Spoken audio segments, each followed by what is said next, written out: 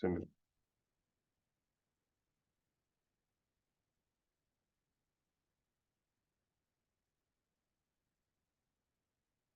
All right, so yeah, since we was already talking about real estate, so the majority of people ask me about real estate all the time, but it's kind of weird. I think I'm better at real estate than I am at like business acquisitions and evaluating business and stuff like that because I've been doing real estate for so long. I mean, that's my bread and butter, and that's how pretty much I got started. And I mean, I started shoot like I don't know, 13 years ago, something like that, and I just was um a lot of people's asking about real estate, but not a lot. More people want to learn about businesses, and some people want to learn about real estate. So I said, screw it. I'm just go ahead and pretty much in a short amount of time try to spill the majority of programs, investment strategies, my know-how. Even if you want to get into your first house, if you want to get to multifamily houses, if you want to get to under that stuff like that, and just some techniques that a lot of like real estate investors use to like get properties that you probably never even thought was a thing. Um, there's some guys out there that do some, I ain't gonna say it's not really shady. It's like these guys are all about it, right? Any way they can acquire a property, they're gonna get it, right? And some of these guys are doing serious units. I mean, like 50 to 100 houses a month. I mean, you would think that, man, how the hell someone putting up them kind of numbers? Because that's what they do, right? They're closing 2, 3 a day, every day, and that's just what they do. So I mean, and I started associating with myself and start hanging with these individuals who would do this, and I've learned a lot, right? And I thought I was doing it with my little portfolio, and I meet some of these guys. I'm like, yo, it's crazy. It's almost like but you have to have like a team. You have to like do it damn near full time, all day, every day. But even if you bought a property one a year, you know, or one every 2 years, you would think it wouldn't be a lot. Even if you bought your house and lived in it for 2 years and then moved it to another one, saved up money, bought a house, right? And put like $500, $600 aside a month for 2 years. And then that can be used as a down payment to your next property. And then you move it to this one and you get this one and rent it out. Even something simple as that. Do it every 2 years. And then in 2 years from there, have another one. 2 years from there, have another one. And then you take the rent from this one, and then the rent from this one, and then the rent from this one, and you're still saving up for this one. And then now you just get bigger and bigger and bigger properties. And 10, 15, 20 years down the road, you got 10 properties. And now that first one you still got, you paid $200,000 for it. Now it's worth 3.25. Now you done made $120,000 plus you done paid it down. You paid 200 for it, but now you owe 100,000. So now you have, $220,000 worth of equity in that first property. 200,000 in the next one, 150 in the next one, 125 in the next one, 70 in the next one, and then like you have $1 million worth of houses, and all you did was bought a house, lived in it for 2 years, didn't sell it, nothing. You just bought another one. And then you're 20 years down the road, let's say you, I don't know, 50, 40, 50, you're 60 now, you got 10 properties, and then you say, hey, real estate agent, I want to sell them all. All right. You can sell them as a portfolio or a package of houses, or you can just say, I want to sell them individually, whatever they're worth. You're going to get 100, you got to pay capital gains tax on all that because it's certain tricks of the trade you can use to roll over profits from a sale of a property without paying taxes on it. That's called a 1031 exchange. It's like one of the biggest tools in real estate. If you sell a property and you don't live in it for 3 of the last 5 years, you have to pay capital gains tax on that property or income tax. think it's capital gains tax. And that shit can be up to 15 to 25%. Nobody wants to pay 25% of their profits in to the government. So what they do is you fill out a 1031 exchange form. That means you have 6 months to roll over all that profit into another property. You can even have in 20 years. And this is what's dope too. In those 20 years, you can sell all 10 of those properties. Then to do a 1031 exchange, which is all the profits from that properties, instead, say if you have $1 million, instead of you paying 25%, which is $250,000, just say I'm gonna roll over this whole $1 million to a property in Miami or something. So now you can put that whole $1 million into a property. You bought a $1 million house, you just buy cash, and then now you pretty much take the whole $250,000 that you was going to spend towards that property or in taxes, you just put it into another property. It's just a method to roll over profits without paying taxes on it. I mean, rich people use it all the time. And I'm talking not even like the strategy I just gave you. Like they'll buy an apartment complex and they'll pay shit. So they'll pay like $3 million for a apartment complex. Say the apartment complex was $3 million and the rent was $500 for 100 units or something. I don't know. So then apartments value is contingent upon what it produces in rent. So if it's $500 a month, 100 units, 3 million, let's say if they raise it to $1,000 a month. So that's double. So now it's a $6 million property, right? So now they can sell it to another investor. They're gonna take their 3 million bucks in profit after a year or some shit. And what they're gonna do? 1031 exchange, because they don't want to pay 25% in taxes. So then now they take the $3 million, put $3 million down on a $10 million apartment complex. Hey, this is how the rich get richer. Like and then they just keep doing it, right? They find an undervalued property or a tired landlord, and then they take over the property, they paint it, they get out the riffraff, they take the occupancy rate from like a 60% to like a 90%, better property managers, and then they raise the rent. And then a year later, they take the profit, roll it over to another property, and they pretty much ain't got to pay no taxes on it. You could do that. I mean, that's big boy stuff, big girl stuff. You could do it once you start getting to that level. You can do one every year, and and then once you're at your 10-year mark, you'll literally have $50 million worth of damn profit, tax free, just sitting in properties. Then you can sell it and just buy a whole bunch of condos in Florida and just live in one at the same time. And now you still ain't got to pay taxes. I mean, it's crazy out there. But anyways, I'm on a rant, so sorry. I can't rant anymore. I was ranting on TikTok and I got banned for a week. So hey, it is what it is.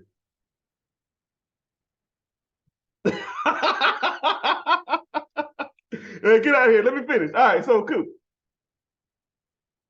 So real estate. So whenever you want to invest in real estate, you have to step back and look at the big picture first. Even if it's your primary home, even if it's your first home, even if it's your second home, even if it's investment property, even if it's a condo, even if it's a multifamily, if it's a duplex, if it's an apartment complex, you got to sit back and know what you want.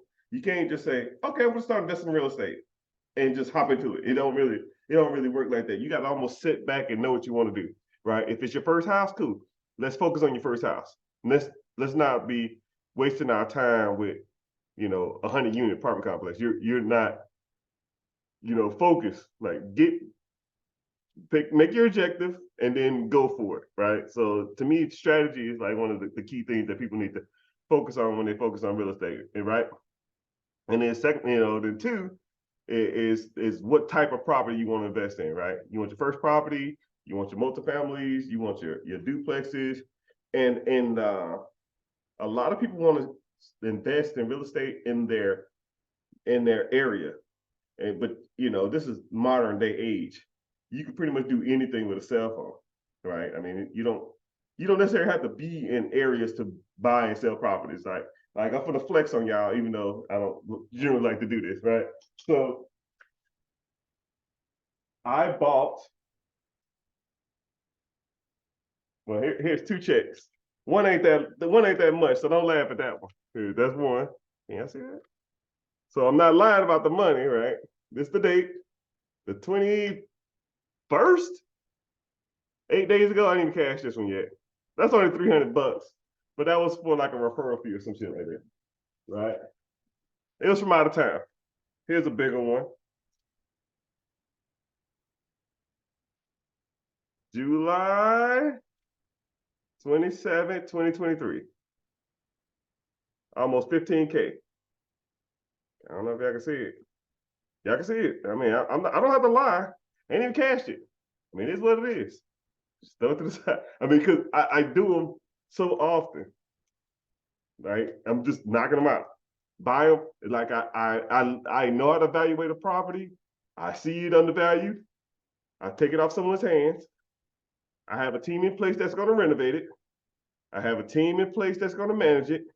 I got a team that's going to put new tenants in it. And I got a team that's going to refinance that property and cash out all the money I got into it. And I just get all the money back. And now I rent it out with like 70% or like 30, 40% equity. Right? It's almost a win-win. And I could do probably one a month remotely. You know what I mean? So I mean, how many times can you make $14,000 a month and it would help out? I mean, how many $14,000 checks you would need to better yourself? I mean, just one a year, one deal a year. 5 years from now, your whole life will change, and that's not including the rent I'm getting.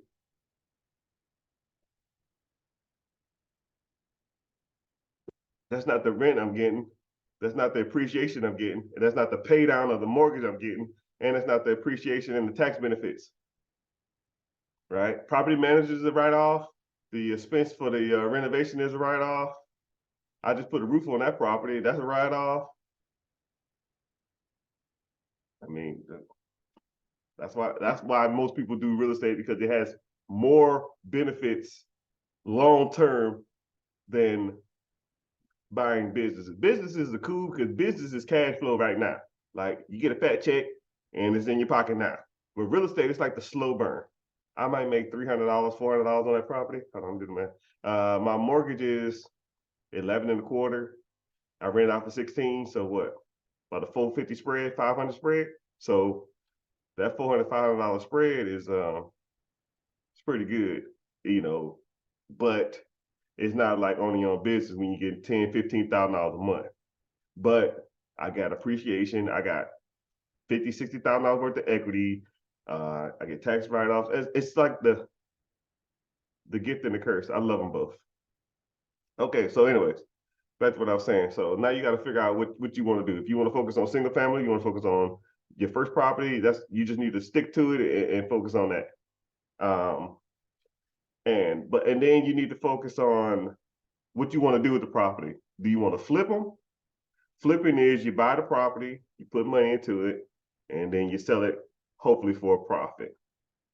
And if you need money for that process, they have what's called hard money lenders. I don't know, a lot of people never even heard of them. They sound like it's a scam or something like that, but they're really not. A lot of times when they call you, it'll come up as scam. You have to go to your phone and because a lot of it's kind of funny how like the industry they're frowned upon, but they're literally like your best friend. So if you find a good deal, so I'll say a home is going for, I say there's a $200,000 home. Every house in that neighborhood sells for $200,000. You find a person, and I'll teach you different strategies real quick. You find a person that want to sell you that property for 110,000, right? So that's 55% of value. You get it under contract, which if y'all want it, I can give y'all a one-page document that says, my name is your company. I want to buy this address from this person at this dollar amount. And that's literally it. They sign, you sign, you send it over to your person, you send it over to a title company, you send it over to what you call it? You send it over to a title company, and now you can have multiple strategies on what you want to do. You could flip that property, you could sell the contract to an investor. That's called wholesaling, or you can take it down yourself. You call a hard money lender. Hey, hard money lender, I want to buy this property.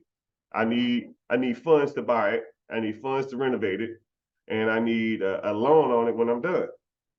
They say done, right? They're gonna charge you some juice because that's how they make money. It's like 10%. It's like 10% of the total value a month. So like 110,000. No, what is it? Is it 10% of the loan or 1% of the loan? I don't remember. Right, but a property like that, they're probably going to charge you about $800 a month. Right, but they're going to give you the money to rehab it. They're going to give you the money to buy it, and then they're going to find a mortgage company to refinance the whole thing. So now, let's say, for example, and you put $30,000 into the property. Right, they gave you the money to buy it, $110,000. They gave you $30,000. Right, so that's 140, and they're gonna probably charge you, we'll say $5,000 or $6,000 in interest. So now you're in 140, 145, 146-ish, right? So now you go to you say, yo, I'm ready, the property done. Okay, so everything in that neighborhood is selling for 200,000. We'll give you a loan for 75% of the value of the home. 75% of 200,000, 150. So you'll get a little check, just like I showed you. You finance 150. The person already got their money, that 110,000, they already got their money from the hard money lender. So the hard money lender get their $110,000 back. They take a little interest off that, that's $5,000. They get their $30,000 back from the money they gave you to renovate the property. And then you keep the difference, which is $5,000, $10,000. Like, how much money was I into the deal?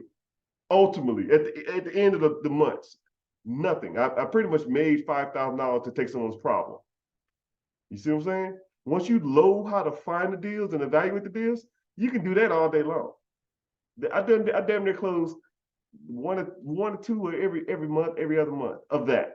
You just got to find the property. All I do is I find properties. So with that being said, where can you find these type of properties? You have to start looking for them, right? First of all, Facebook deals all day long. Search your area or search an area that you know of or area that you have resources in. Facebook Marketplace, Craigslist. Just tons of different places where you can find properties to invest in, right? So, and a lot of stuff that a lot of my investor buddies do is they hire bird dogs. So a bird dog is somebody who goes around and find properties for you. Well, who would want to do that, right? What you can do is go to Facebook and type in real estate investors or real estate your city, real estate your town, real estate your area, and it'll be tons of groups. Just add yourself. Just add yourself. Provide value. Hey man, anybody got any deals? Hey man, anybody got anything in the area? Hey man, I'm looking for a bird dog. Anybody want to do some bird dog for me? And another thing you can do too is your city Uber, your city Lyft, your city DoorDash, right? Because what do DoorDash, Lyft, and Uber people do all day? They drive. What do they drive? Places. You tell them to look for these three things. I'm looking for distressed homes, high grass, broke down cars in the yard, tarp on the roof, places that look like or places that look like they're abandoned. And all you're gonna do, text me the address. If I buy that property, I'll shoot you $500 cash, right? Or you can go and get a bumper sticker and say, I buy ugly homes. Your cell phone number. Hey, Uber guy, reference code 55. Yeah, Uber guy, this is your reference code 55. Anybody, you put this on the back of your car while you're driving around. Anybody who calls me or texts me with reference code 55 and they have a house for sale and I buy it, I'll give you $500. Now, how many people wouldn't do that? They already trying to get side money anyway. So they love building their amount of money they got. So, or making extra money on the side. So that, and I mean it's tons of strategies out there, right? Or you can just tell the people to put out like bandit signs. We buy junk homes. We buy ugly homes. And you know the best place to put them? By Home Depot and Lowe's, because people who have junk homes that are jacked up, they they're typically going in and out the stores of Home Depot and Lowe's renovating that junky house and stuff like that. And another strategy you can do,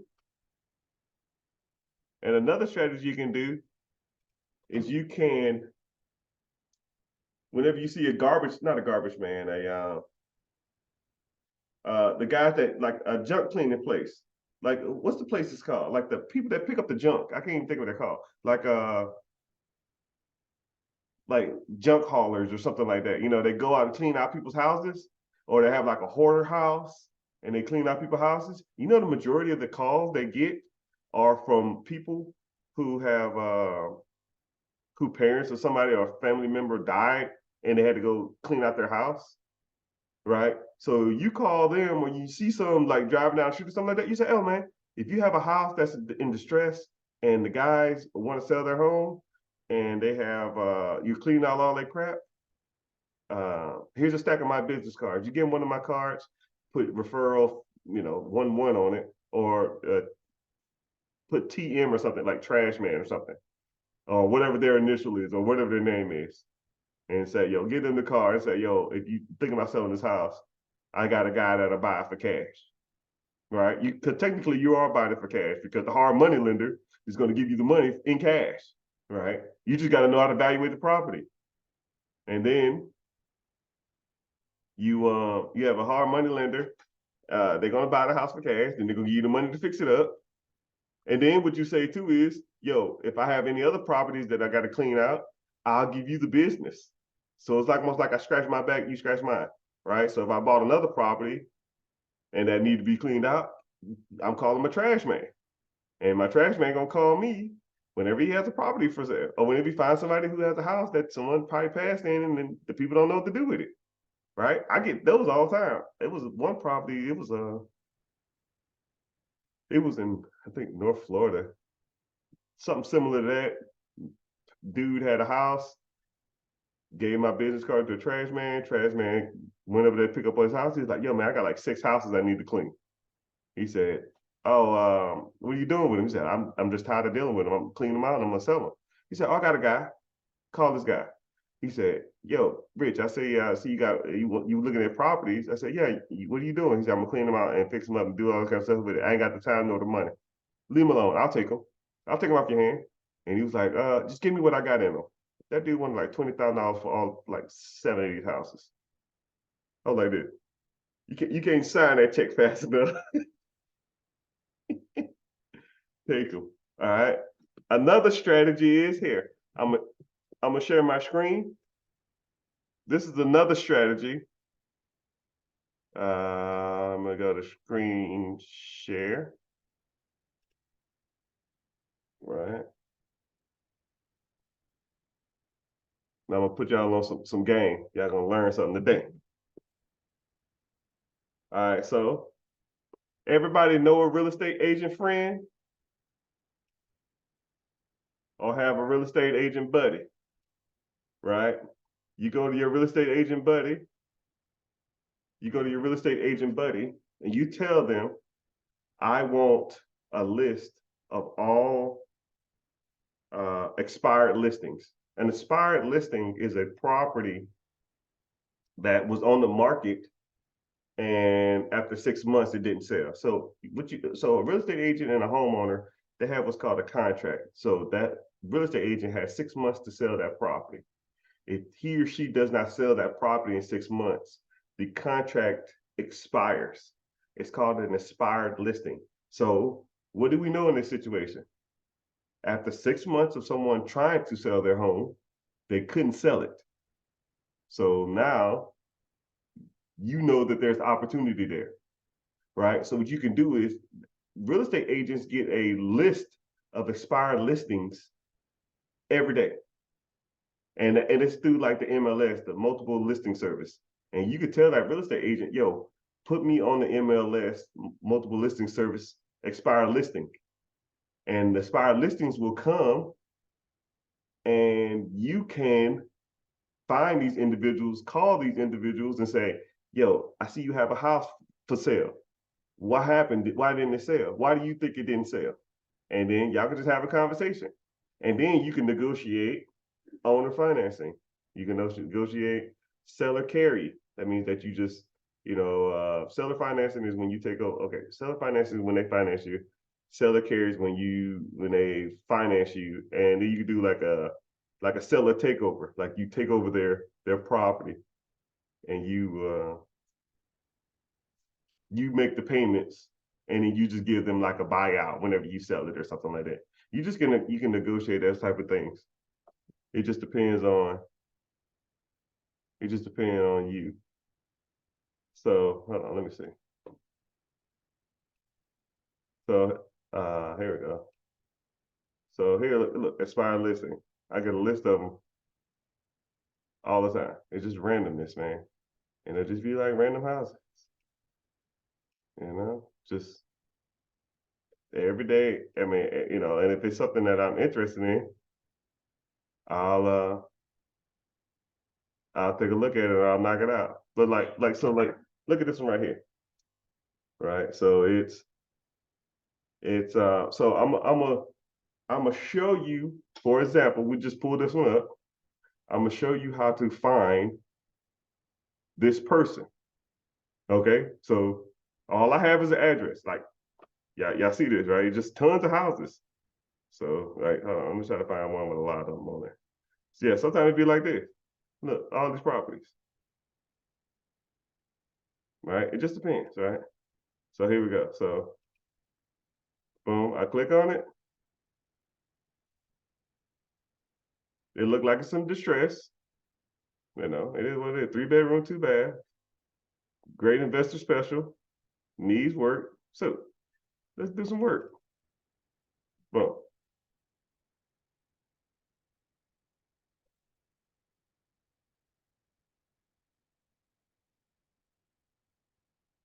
You can go to voter records is one of them. Boom. So that address right here, that person who's a registered voter, here's their age. They're 54 years old. Bosby. I don't know if that's a guy or girl. Probably a girl. Right. Boom. They vote, I guess, Democrat. So whenever I try to find this person, I kind of know what kind of person I'm dealing with. Right. They're Democrat. So here we go. Boom. So you can go to, which one I go to a lot? Is it True?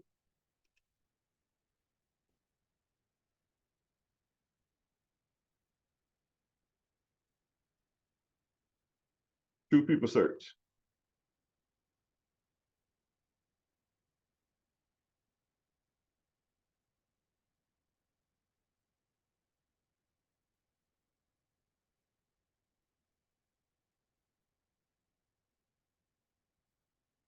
No, ma'am. See, this person is 54. This is their current address, so they're out of state. They're not even in that area. So now they got a reason to sell. That's why they're selling it. It probably was an investment property. They don't live in the area. They don't want to deal with it. Now they're trying to sell it. Here's their number. Here's the address. So how am I get a hold of these people? Send them an email. Oh no, sorry, text message. Send them a letter in the mail. Hey man, I'm a local investor in the area. I saw you had a property for sale. The property didn't sell. I want to know if you want to sell that property owner finance, or I can make you a cash offer. If you're interested in this, give me a call. My name's Mr. Richard. Here's my number. Come on, dog. I literally did it in front of you in 3 minutes. I mean, and that's just one strategy, right? And if I sat at this computer and all I did was this, I could probably close 2 or 3 properties a day. You know what I mean? Easily, right? I mean, I got mine though. I got my trust. So even one a day, hell, even one a month. And then I'm gonna text them, send them an email, or no, I could probably find an email address too. Send them a message in the mail, and then give them a call. Last reported this day right here.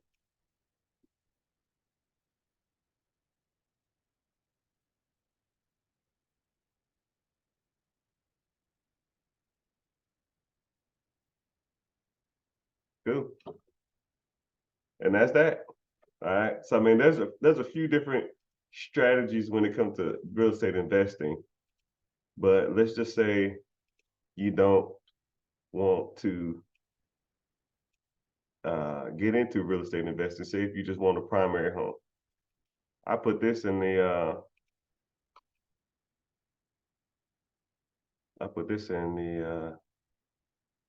group chat the other day.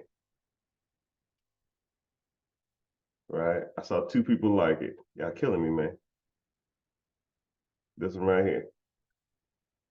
How to buy homes with zero money down.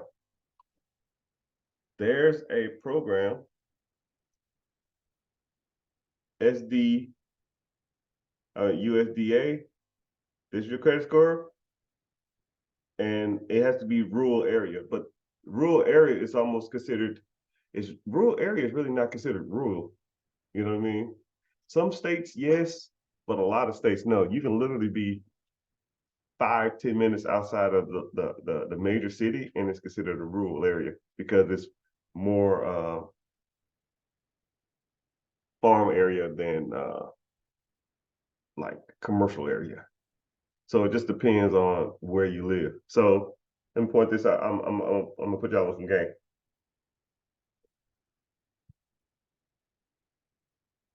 This website, I think I talked about it the other day. I think I did a video about it.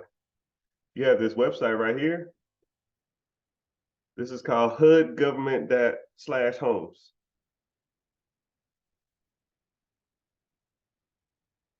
So it has multiple states. If anybody want me to look up a specific state, I can. I don't give a damn. You know, depends on what you consider.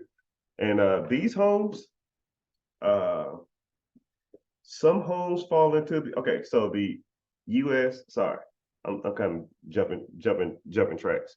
The USDA loans are for to buy a home with I think $1,000 down or and that's just for the like fees, which pretty much gonna be like $1,000. And that's if what you have to do is look up a USDA map, and anything outside that map, you can apply for the USDA loan, and it'll qualify for certain areas. So if you're looking to buy a home and if you want to commute maybe to the city, that's what I would do. That's one of the better programs. This NACA program is pretty much for folks, and they'll hook you up here, right? VAs, military, 50% debt to income ratio. So if you have a high car payment or high credit cards, it's gonna be hard to get. But if you get your utilization down, if you a veteran, you can use that. I really don't know too many people that's used this. I really ain't even heard of it. But yeah, anyways. So you have this HUD program here. So what happens is the federal government buys, the federal government assists people with purchasing homes. So for like some of these programs right here, the federal government pretty much backs up that person 100%. And for whatever reason, they default on them. Say if someone bought a house using a VA loan and they default on it, they lost their job, they can't afford it, all that other kind of shit. They use the USDA loan, they can't afford it, they lost their house, it's gone. And for whatever reason, you know what I mean? So what happens is those houses doesn't go back to a traditional bank. Those houses go back to the damn government because the banks didn't back them up. All these programs, the government backed them up. And instead of going back to the bank and the bank sell them as foreclosures, they go back to the government and they're sold as HUD homes. Okay. And these HUD home programs, the government doesn't want these homes. They want you to just take over the payment because the government ain't in the business of keeping these properties. All they want to do is make sure that these homes get bought and someone lives in them. So if you do this program, you got to live in the house. But they literally have every state, you know, just depends on where you live. They might have, I think every state has about 50 to 60 properties. And if you don't have a home where you are, and you can just apply for these loans or apply for this program and get all your stuff in order. And whenever a home comes up available and you don't have a home, just apply for that home and more, you know, you have a higher chance of getting it. And all you're doing is taking over a house that somebody couldn't afford. Will it be the house that you want? Probably not. Is it the house of your dreams? Probably not. It's probably gonna be in the area you want to live in? Probably not, but it's a home, right? And then you keep it for a year and then you just roll it up, get into something else, right? It's better than paying rent where you are. So, like, for example, I mean, these houses, that's why the price is so weird because that's what the person typically owes on it, you know? So, I mean, if y'all want to look Can at this, can you check Maryland for me? give me a sec. I'll see what they got. Yeah, they only have 7 here. I don't know what area you in. But yeah, this is like it's like a living document too. So they uh they do them all the time. So you just gotta constantly come on here and check it out. But I would uh log in, make an account, and all that kind of stuff like that. And then get some more details on that program and see if it'll be something that'll work for you in your area.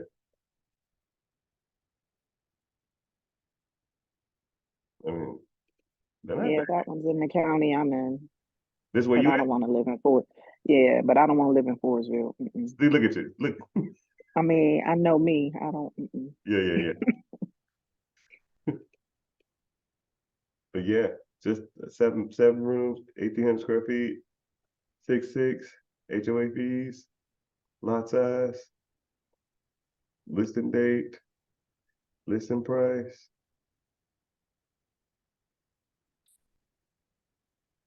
You got 1 day to submit the bid. Then you good. What up, Jay? What you got? I was asked, you want to register as a bidder or as a or just public for when they register the thing? Because I was gonna register as a bidder. Yeah, probably. Yeah, I would probably. Mm, I probably would call, but I've known people to do this. I ain't done it, but I know people to do this. I told people about it, and they're like, "Yo, man, it worked." I was like, "Shit, cool," you know. But So this, just do. I don't think this was around when I first started. But the only caveat, people, is you have to live in the property. You have to live in the property, right? So you can't just do it for an investment property. It can't just be like, yo, I'm gonna flip this. No, it don't work like that. It's to get people who traditionally couldn't get into a home or doesn't have the cash injection to for a down payment and stuff like that. And then you're just working with the government to get into a house.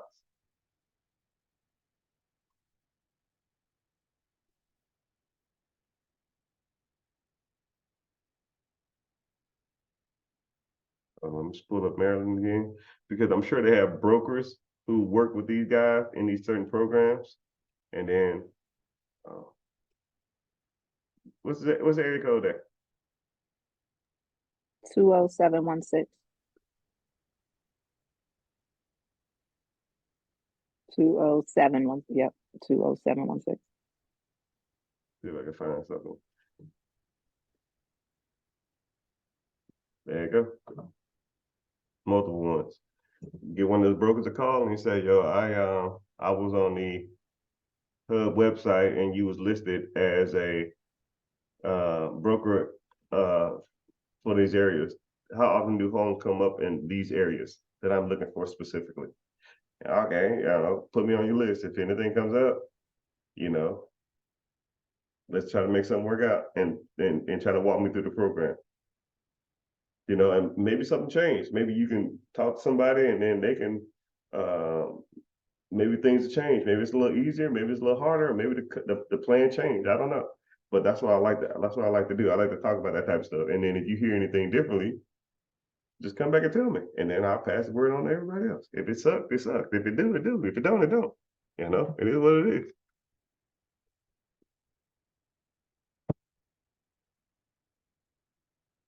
Because generally, whenever you're buying property, you're gonna have to put some kind of down payment down, right? So investment properties, 15 to 25. So that's why a lot of people don't like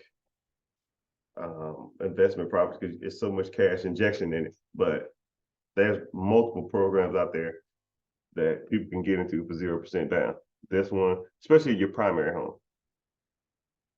And then if you want to go a traditional route, or if you're a first-time home buyer, FHA program, it's 3.5%. FHA payment, FA 3.5%. And it's your FICO score requirements.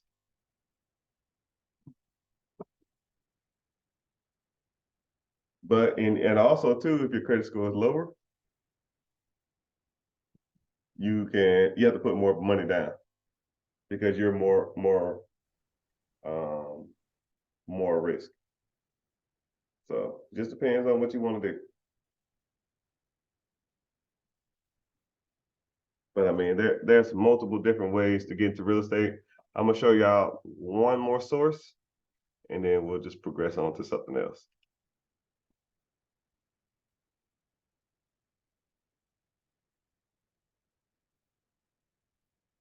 This is called Bigger Pockets.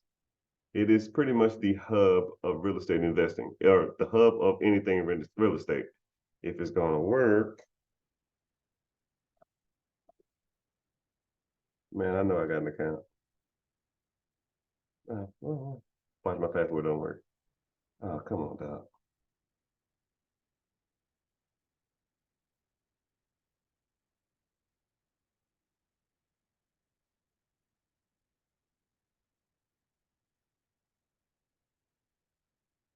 Let me see if I can get on it without.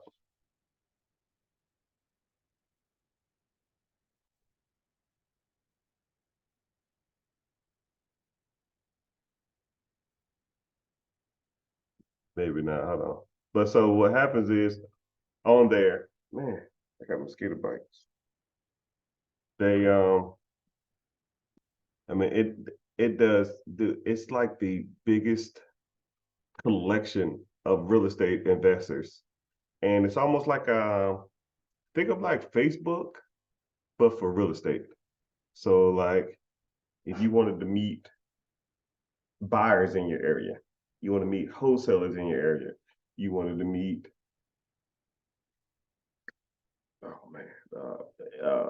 investors, you want to, and sometimes people will get in these and they have like different chats, different groups, all that kind of stuff like that. And if like you was looking to like raise money or something like that, you'll be in there talking to people that are like doctors and lawyers and stuff like that who have money to invest, but they don't want to do any of the work.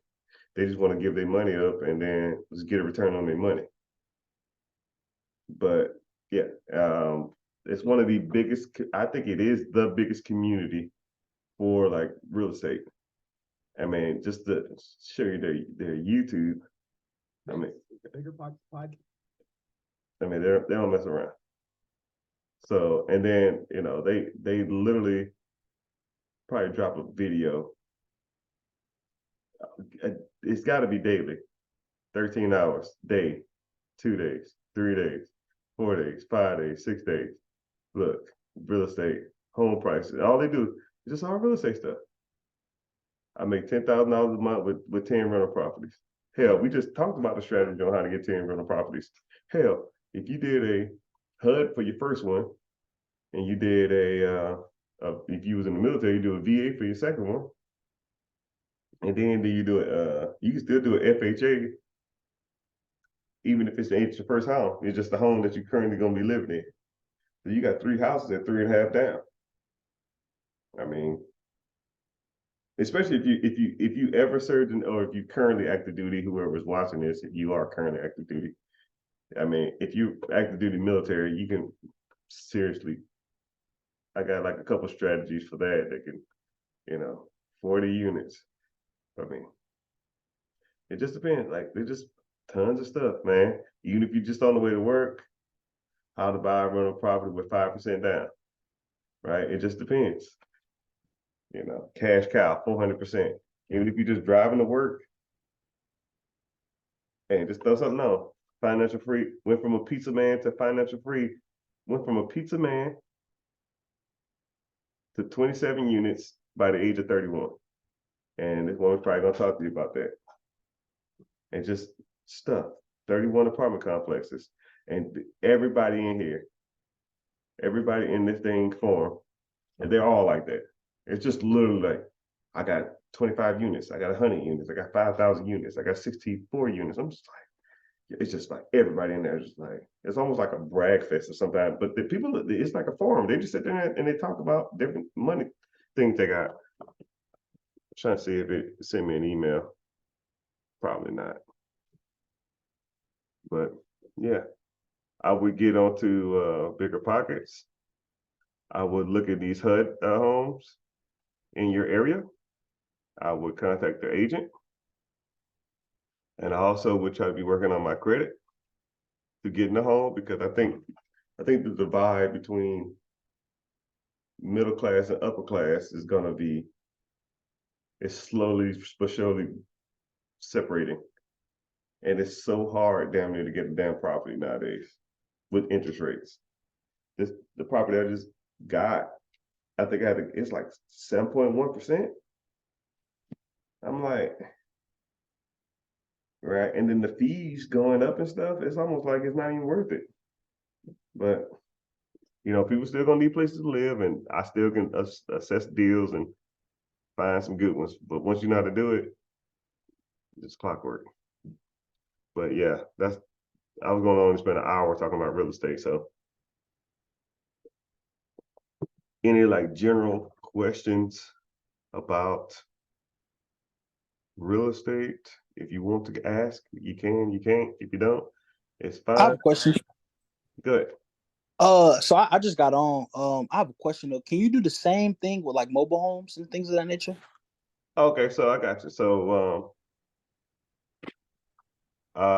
as far as finding mobile homes, yeah. Yeah, and like investing in things of that nature, like getting some cash flow for some mobile homes. I got you.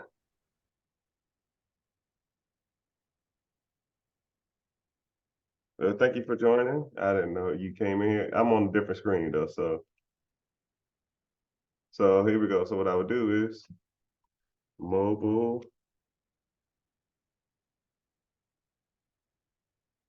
home, and then you can almost do certain strategies with this. So I have a buddy. His name is My Wife Buys Mobile Homes. I think he changed his name though. Oh, here we go.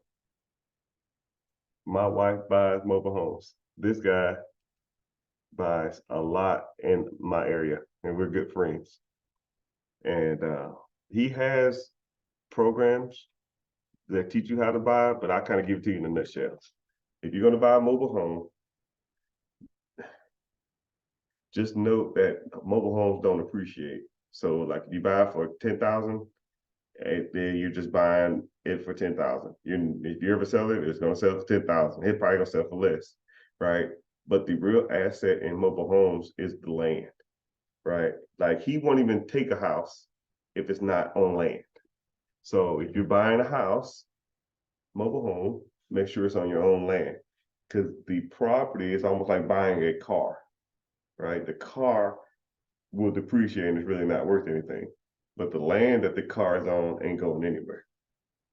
And then you don't have to pay like land fees and lot fees. A lot fee is what the owner of the land charges to park your mobile home on. So if you have a mobile home that you bought for, let's say $10,000, right? You rent it out for $800, but the lot fee to park your trailer on that land is $500. The owner getting $5, and then you getting $3, and then you might, and that's, it's not even, you're not making that much money, right? But let's flip it. You bought a home for 20,000. You told the owner, yo, I can't get finance for a trailer. Let me make you payments $300 a month. Cool, until it's paid off. And now you rent it out for $700, $800. Now you're getting $500 a month, and that's a better spread, right? And then the land is always gonna be worth something. Say if the damn mobile home blow away or something, then you still can sell the land. Your mobile home sell, blows away in the damn in the trailer park, it's not worth anything, right? So the main ways you can make money on mobile homes: owning the trailer park, owning the land, or owning the land and the trailer in the mobile home. That's where you make some money, right? So, like, I don't know, what was that at? It was one that was for sale. I'm in South Carolina now. I seen one that was for sale. So now knowing what we know, right? You come. Oh, here we go. Here go one right here. I'm actually in talks with this one. If y'all want to take it down, y'all got it. But I don't care. This one is, where the hell is it at? I ain't even saying anything. Am I tripping?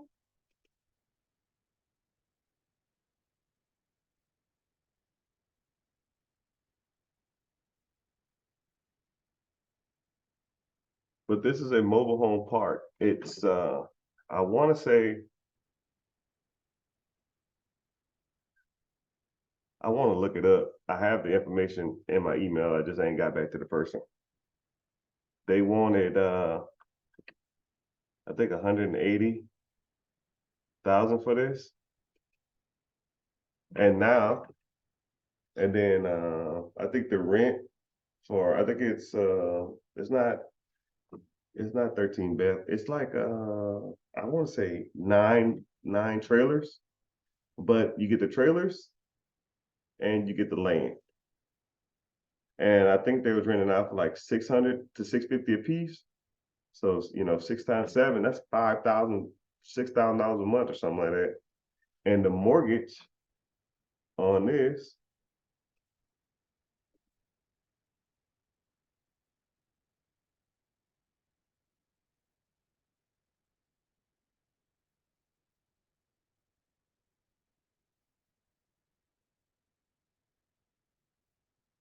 I don't know if this was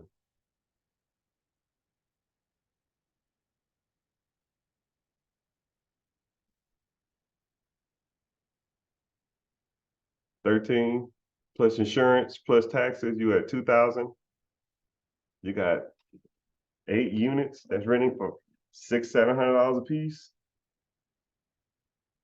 That's a 4,000. It's like a $3,000 a month spread. And then this is what's crazy. You can do what's called a DOC loan. Debt servicing DOC loan.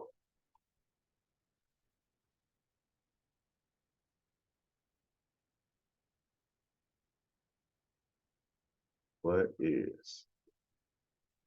Yeah, I guess they're gonna explain it. is a debt servicing coverage loan. That means that a bank will loan you money on the property, and you don't have to bring anything to the table, or you don't have to have as much. Everyone is different. It just depends. I would call around if you want to do this. And you say, yo, I have a mobile home park for sale, and it's bringing in $4,000 a month rent, and it's $100,000 or $180,000. My property's taxes, mortgage, and insurance is going to be about $2,000. I'm making 45, right? I'm making 45, and it's $2,000 payment. That's $2,000 a month. Can I get a DOC loan? More likely they'll give it to you. You might got to put like $5,000 down or something, but you make that back in 2 months, right? And if you needed $5,000, I'm sure you can find somebody in bigger pockets that will loan you the money on the real estate. They're just going to put a lien on your property till you pay them back. And or you go to Mr. Jason and you say, yo, bro, I need some lines of credit. You liquidate the credit, and then you use that line of credit to put it down as your down payment or your fee for that property. Right? So, I mean, yeah, you can do it with mobile homes, but it just depends, man. It's on you. You got to find the deals though. You got to know how to assess the deals and find the deals. Deals are slimming up, but they're still out there, right? I just found this one, right? It's still available. Hopefully it is. I might hop on it on Monday, but it is what it is.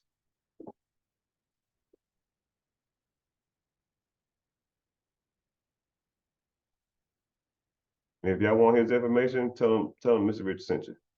He's good people. He has his program's not even that expensive. It's like an ebook and it's like super cheap. And what he does too is he so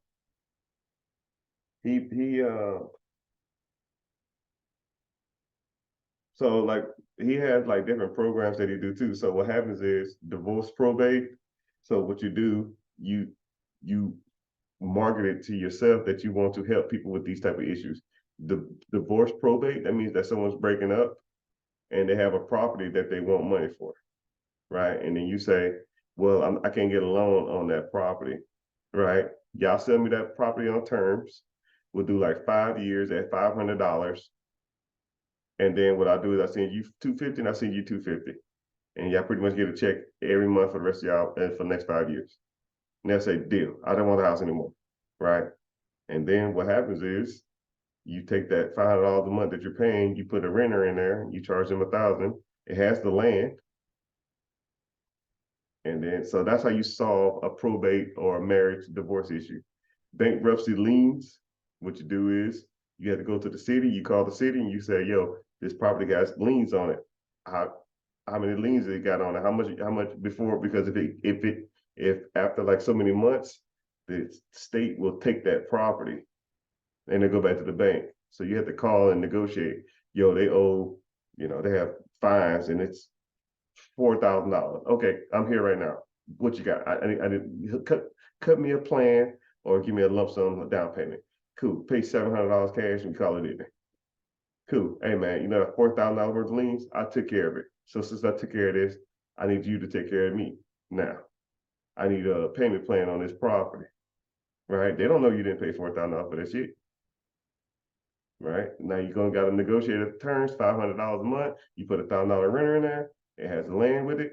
Boom, you make $500 a month. You got your $800, $700 back in 2 months. Right? Short sale, foreclosure, that means you're selling the property for less than what someone owes on it. But instead of you telling them to do that, so say if they owe $50,000, but they're trying to sell it for 40, you just say, okay, you trying to sell it at a $10,000 loss? Don't do that.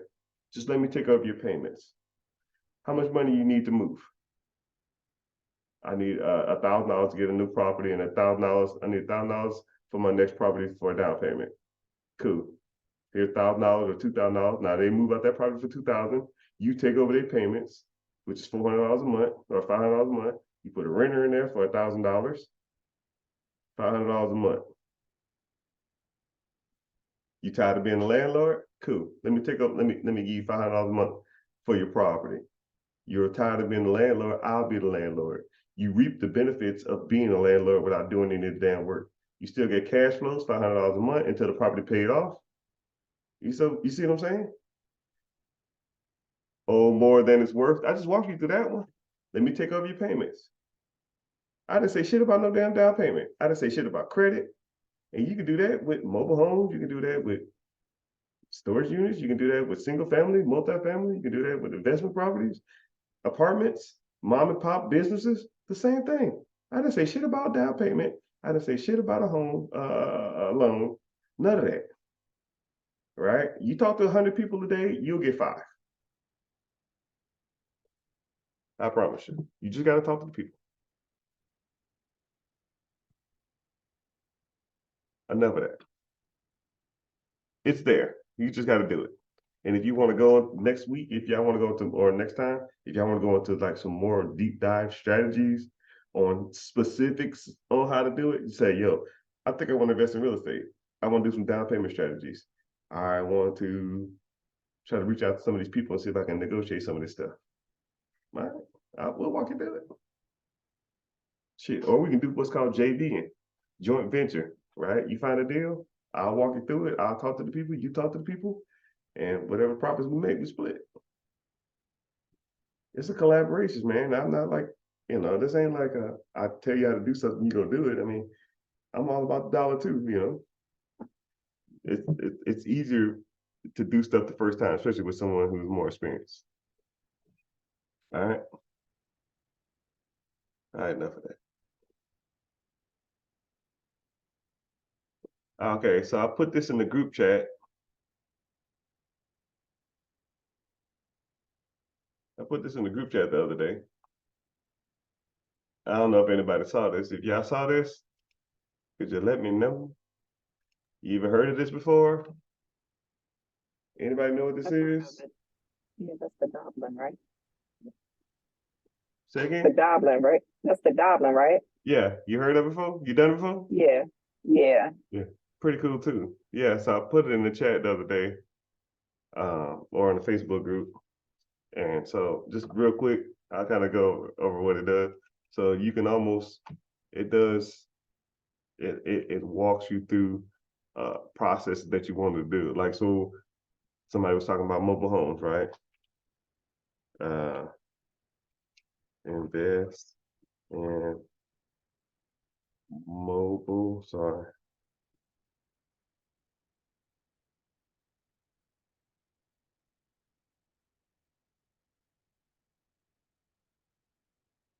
So you up your different spice level. So 5 mean I don't know what I'm doing. 1 mean I have some general knowledge, and I'm pretty knowledgeable. If middle is I'm okay.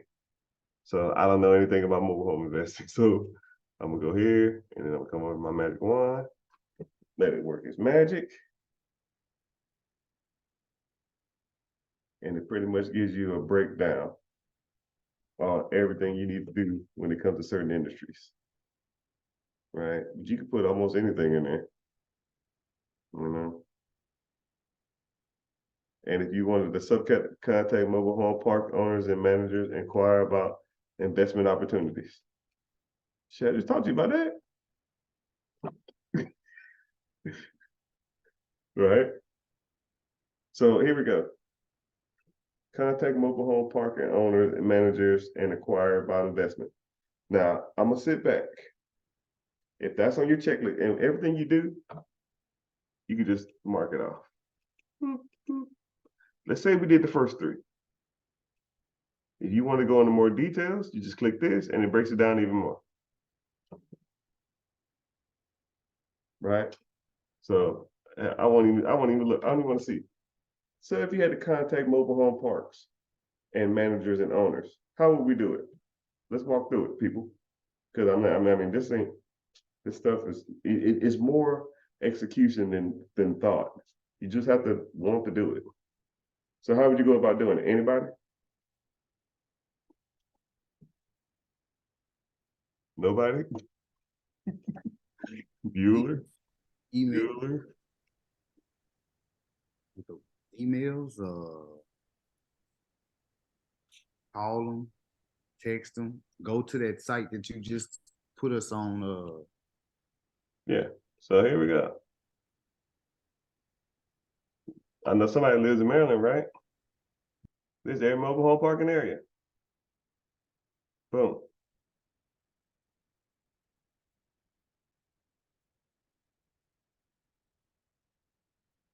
Let's see if this works.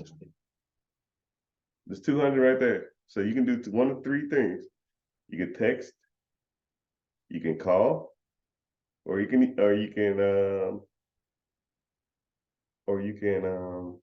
send a letter, right? And say, yo, how you doing? I'm a local real estate investor in the area. I'm interested in investing in your property. We can work out terms and or pricing. If you're interested, give me a call at your number. Boop, here your address. Boop, here your address. Copy and paste, copy and paste, copy and paste. And that's that. But let's see what Gobble says. Right? I kind of just gave identify potential investment properties you want to invest in. Compare mobile home listings of park versus managers you need to contact. Research contact information, email, phone number. I said, write them a letter. Script out an outline discussions you want to with the manager. I mean, whatever, man. Whatever. Right? But yeah, I put this in the group chat. I put this in Facebook group. It's a good little tool that you can use to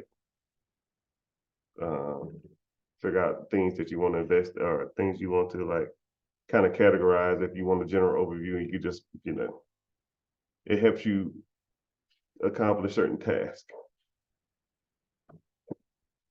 What is that? A baby crib? What are you showing me? Oh, you got the app? I don't know what you, I'm like, what are you showing me? But The app 99 cents in the app store for y'all that want to get the app and have it on your phone. Do the same thing.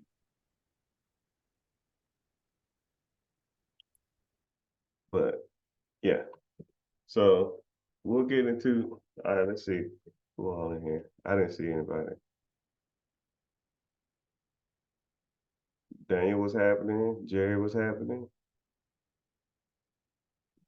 Eric got phone, how you doing? What's happening? What's good?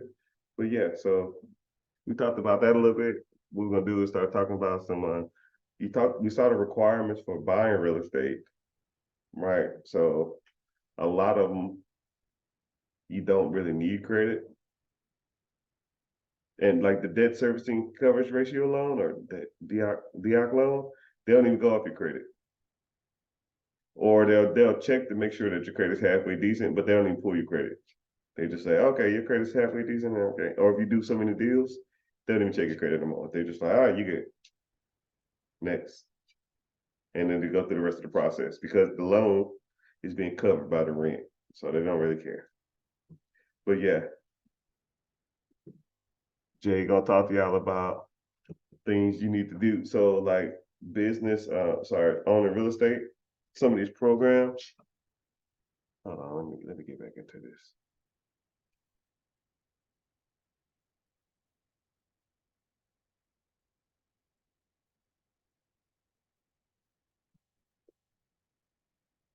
So Jay will talk about the different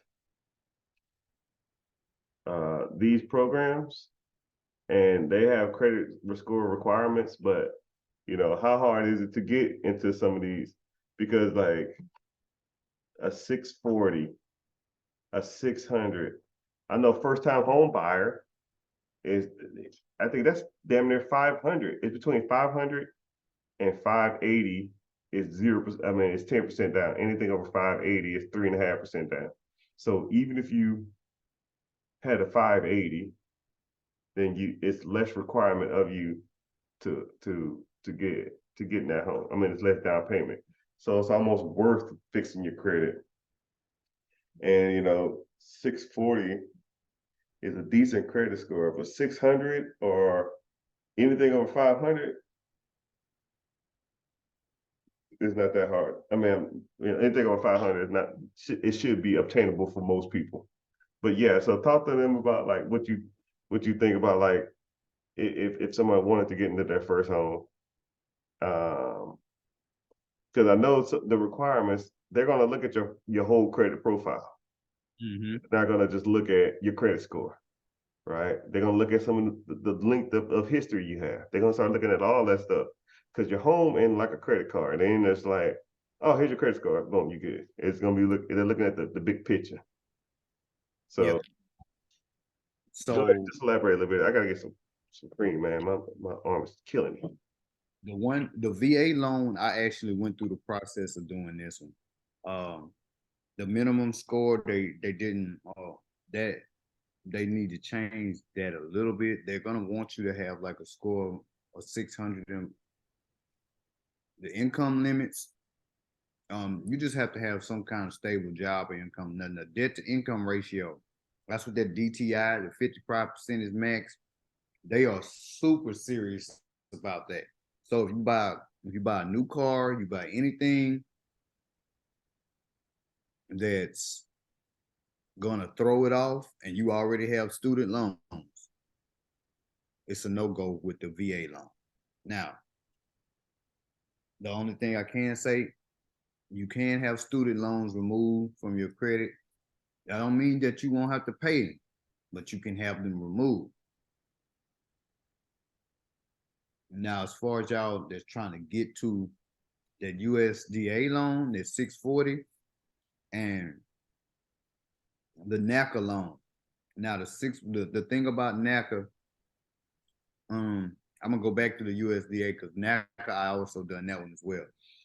Now, the NACA loan really does. They say no minimum credit score, but that's not.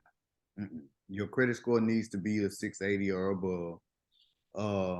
You need to have a stable income. It say no income, but have a stable income that they take care of the closing costs, they take care of the points, the fees, everything else. Now, the only thing that they're going to ask you that they don't state on there, they're going to have your taxes. You're going to have 2 years worth of tax returns. Now this is in every state. NACA is in every state, so they're going to take money, whatever house that you want, with the NACA loan program, whatever house that you want, you can get. They'll give you the amount. So if you want to go for the gusto and ball till you fall, the NACA, they're going to give you the exact, I mean, you want a $500,000 house? If you got, not it say no minimum credit score, but I didn't done it. Because I went to NACA and I filled out all my stuff but if you got the income to produce and get out of there, they're gonna give you whatever home you want. Now, if you have a down payment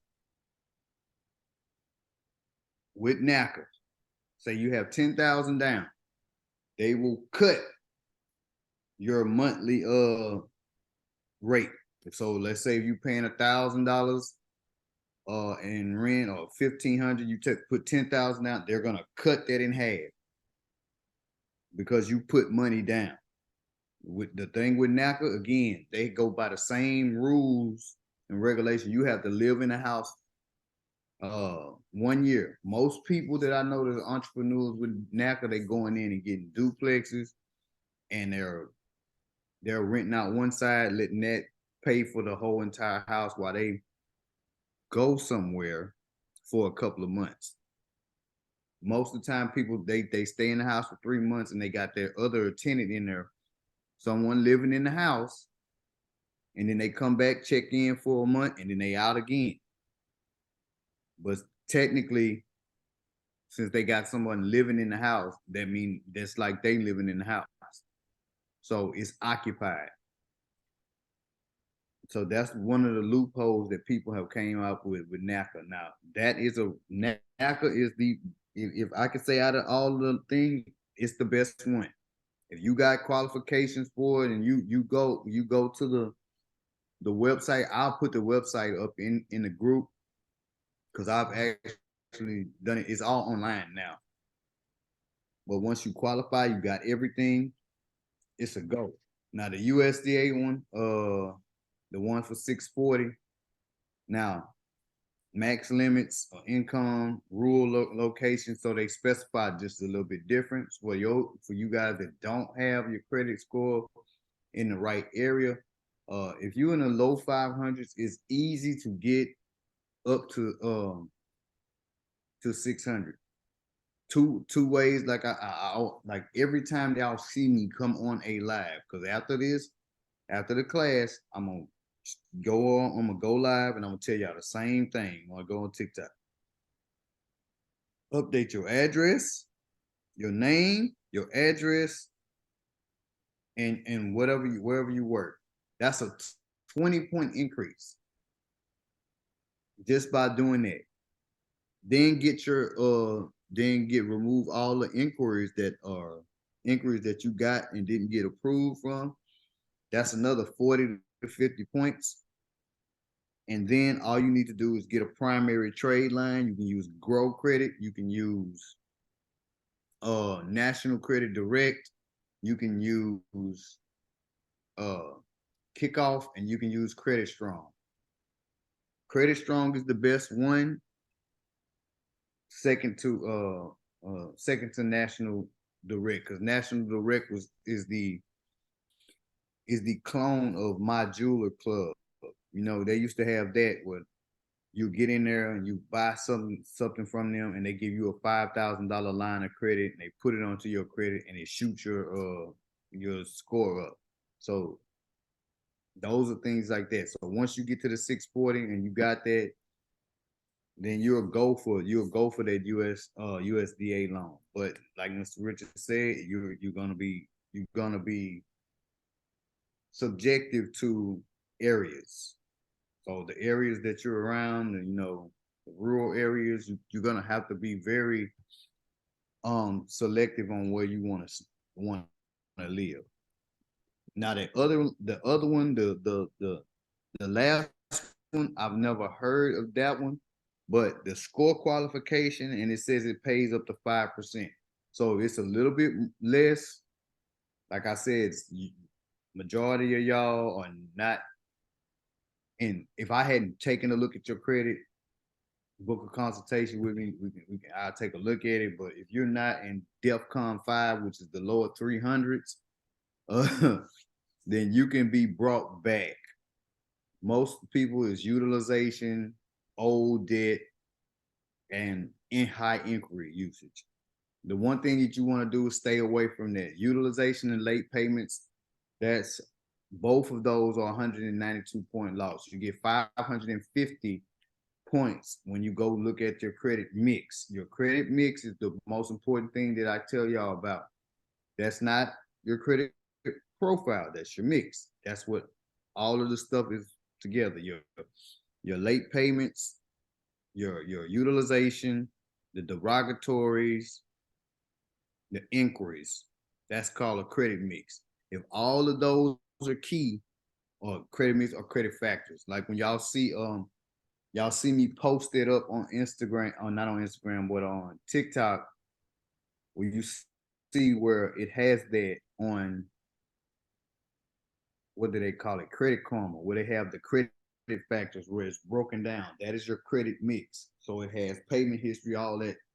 When all of those are ringing off in the green, then you're good to go. So you have to understand that is one of the big key factors of when you're going for homes.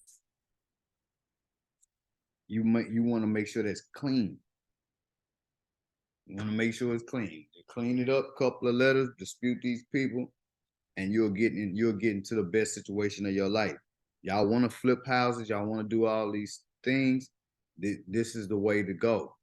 Fix your credit, get your stuff done. We get you out to the business funding to get on that other side.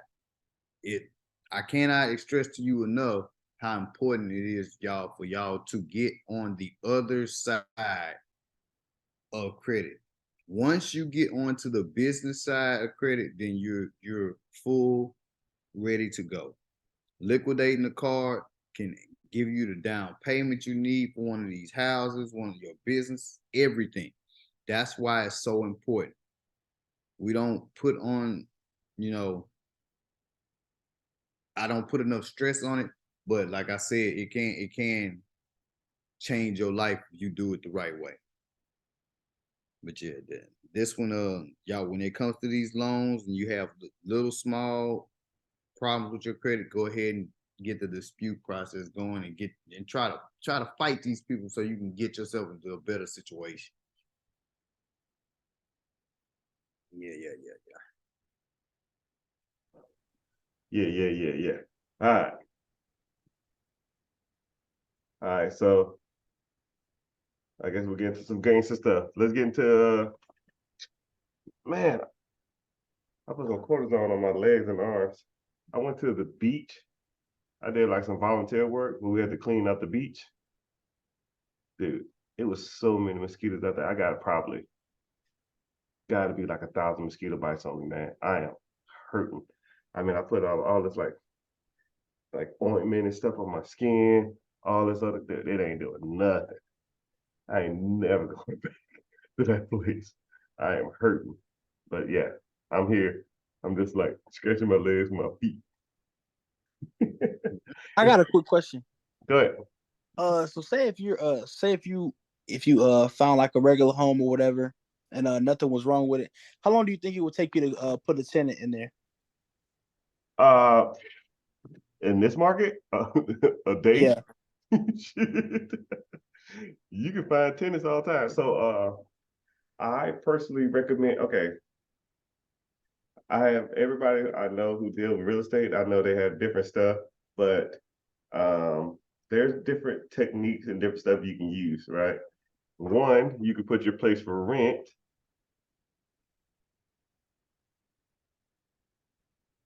Shit, let me get that.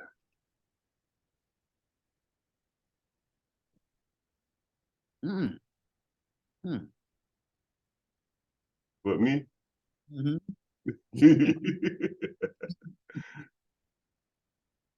Rental homes for rent near me.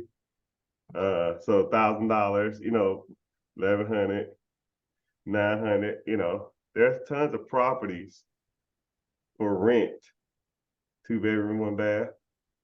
And hell, an investment strategy too that I use. So like this one right here, this investment strategy is called tired tenant.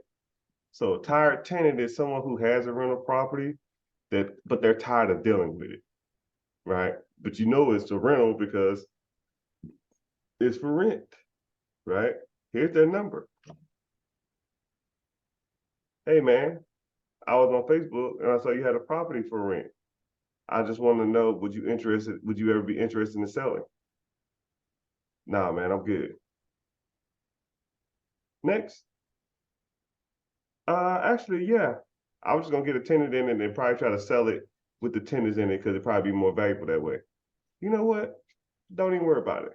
What you want for it? Let me see if I can take it off your hand. And then you know what they want for it. Then you can see if it qualifies for a DOC loan, or if you can go get a traditional loan if you want to put down payment, but I don't. Or you can say, okay, I'll give you X amount of dollars until the property's paid off. You don't got to deal with tenants. If a person is getting a text message, they don't have a property manager. This is somebody's number. You see what I'm saying? So little things like that will let you know what kind of individual you're dealing with, right? So now, if you go to like Remax, I do a lot of business in this area. So like Remax, so they have like rental department, rentals. So see, these are rental properties. So you have rental properties like that. You're not texting a company a number. This is professional. This is somebody's number. You see the difference, right? And then what you could do too is, right? Remember you had that one remember I told you had to go to that property, not the property manager, the real estate agent and get on their expired listings, right? More than likely that agency has a rental property area. So you talk to them and you say, yo, if any of your tenants or any of your people who own properties ever want to sell them, shoot me a call. I'll give you a referral fee. Right? Maybe they tried to sell it on the market and it didn't work out. Who? Shoot me a number, give me a call, $500. It's about just relationships and getting your foot in the door. Right? So now I got a real estate agent who sends me expired listings. I got a real estate agent that sends me rental properties who have tired tenants. Like if sometimes they'll get a portfolio. Yo, it's a guy who's passing away. He had 40 units that we was managing. He don't want them anymore. You want to take them down? Give me a referral fee for all of them? Deal. Hell yeah, I'll do it. Right? You scratch my back, I scratch yours. That's how it works, you know? But yeah, answer to your question, yeah, that person owns that house. I kind of forgot where we was going with that, but sometimes I get on my little rants and I'm just trying to show y'all different ways on how to look for properties. Hell, even if you just got on your city houses for rent and DM them, every person on here, boom. Hey man, copy and paste it.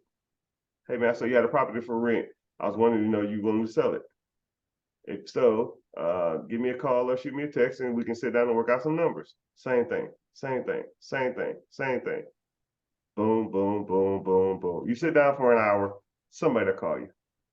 Somebody will text you. Right? And if they have a trailer like this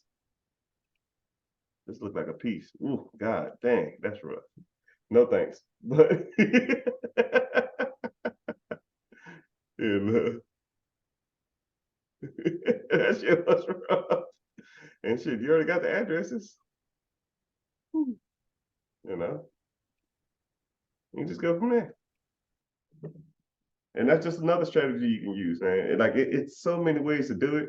You can almost hire a team just to do all your multiple strategies all day long.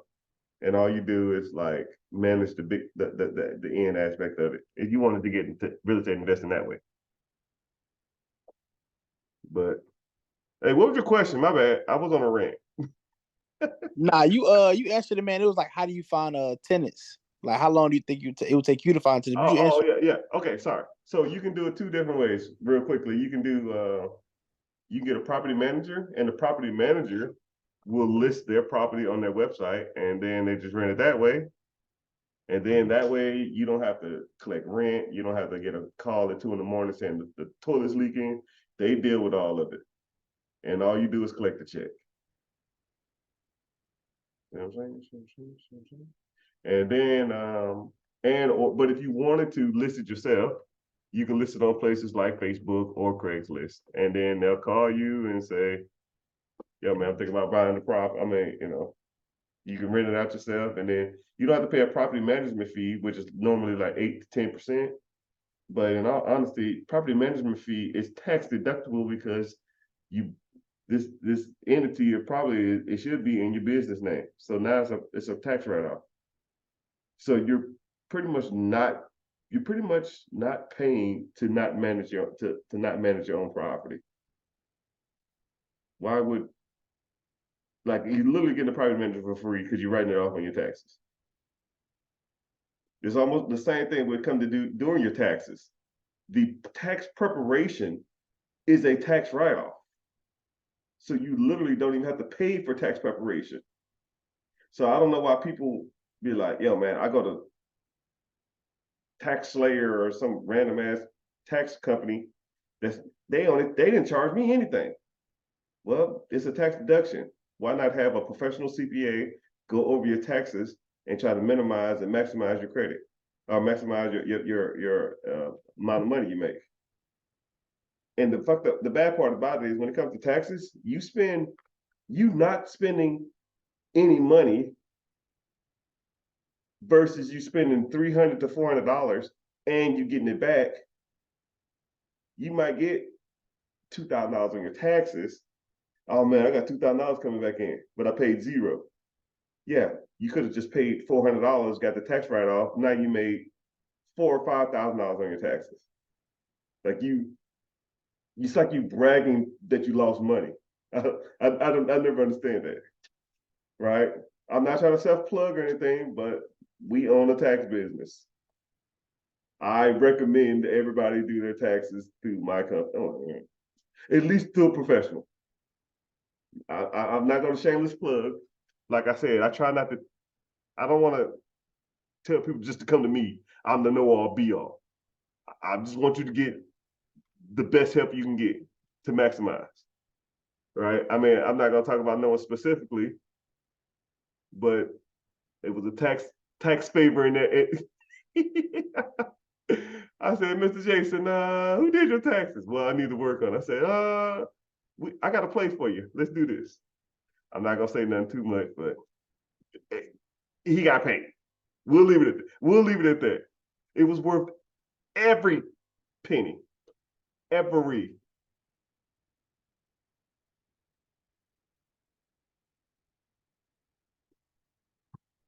But in the words of Mr. Jason, I digress.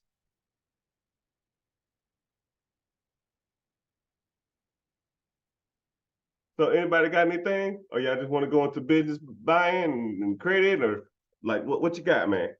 I'm here for you. I got one last question. So how do you know what to charge like the tenants like a month? Give me a sec. Rent-O-Meter. Rent-O-Meter.com. Rent-O-Meter. I don't know what your address is. You put the address, 12 months, and you put the bedrooms, and then you put the bathrooms. And you hit analyze. But there's other free ones.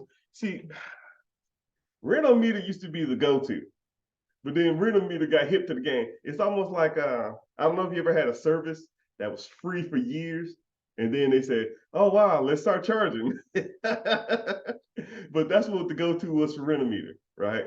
However, I got you, homie. I got you.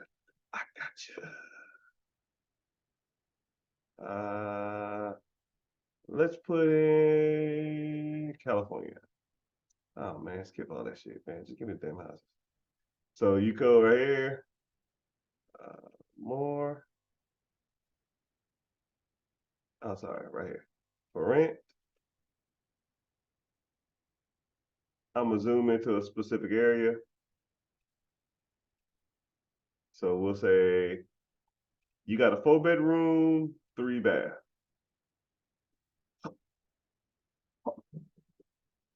Hold the fuck. What the what the fuck? Who the fuck? Who's living out here? Who? Maybe I'm in like downtown somewhere. I'm sorry, y'all. I'm sorry. Who's paying $14,000 in rent? 41,000, 18,000, 23,000. Oh, I'm in Beverly Hills. Okay, I'm sorry. Let me go somewhere more reasonable. I was about to say, bro, I'm about to punch my screen. I was about to like, yo, dog, leave. If you live here, leave.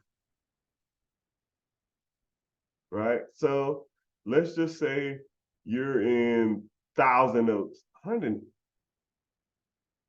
That must be for sale.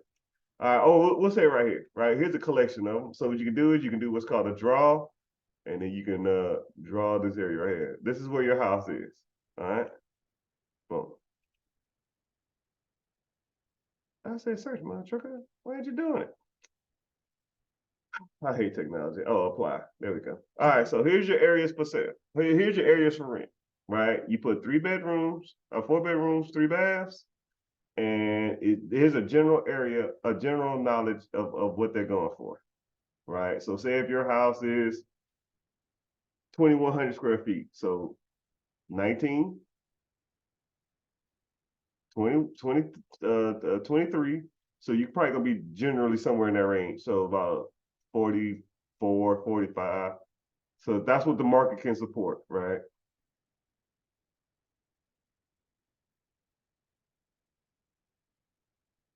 Golly, Cali.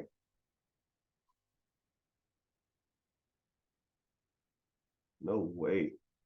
But that's generally how you can figure it out. Or you can go to a property manager and the property manager will analyze the property and they'll let you know. But there's other websites like Rental Meter. But Rental Meter, hold on, maybe it's the cheap one. Oh, there we go. Damn.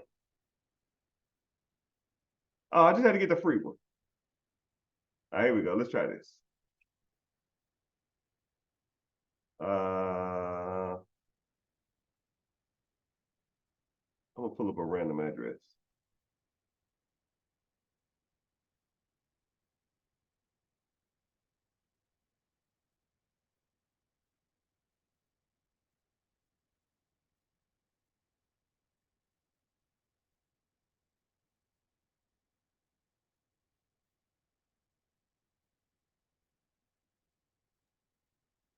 Man, shit ain't work. Riverside, California. Huh? It's expensive in that area you're looking at. Try like Riverside, California. I don't know anything about this area. Where you at? North, south, east, west? It's Southern California.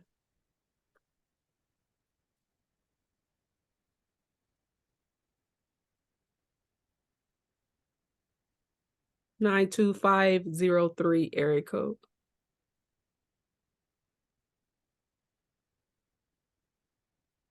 03? 3, yes.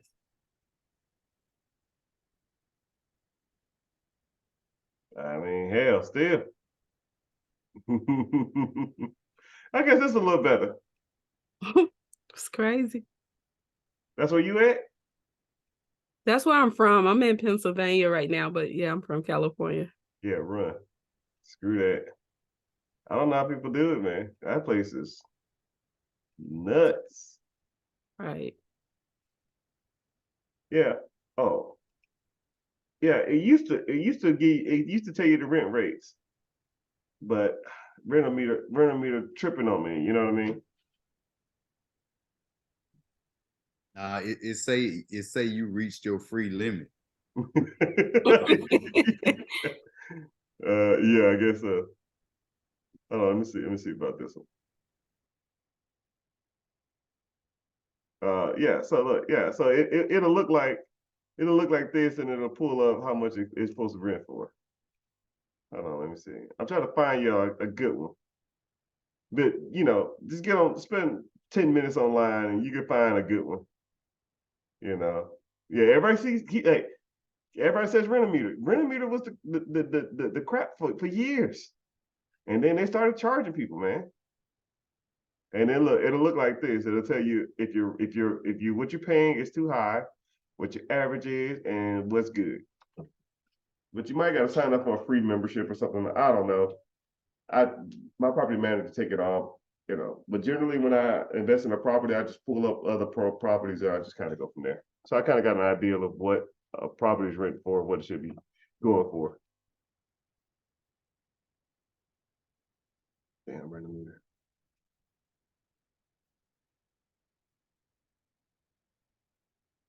I guess they have this one on here too, but I don't be liking Zillow, man. They be on some charge you for everything stuff.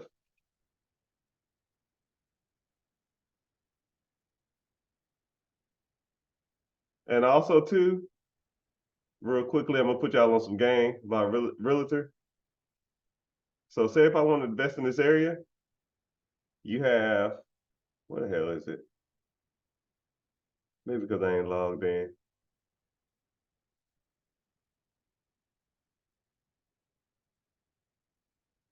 For sale. Oh, you come over here. Is it more? Yeah. So these are for sale by agents, by other owners or others. Right here. Takeaway coming soon. I don't care about that.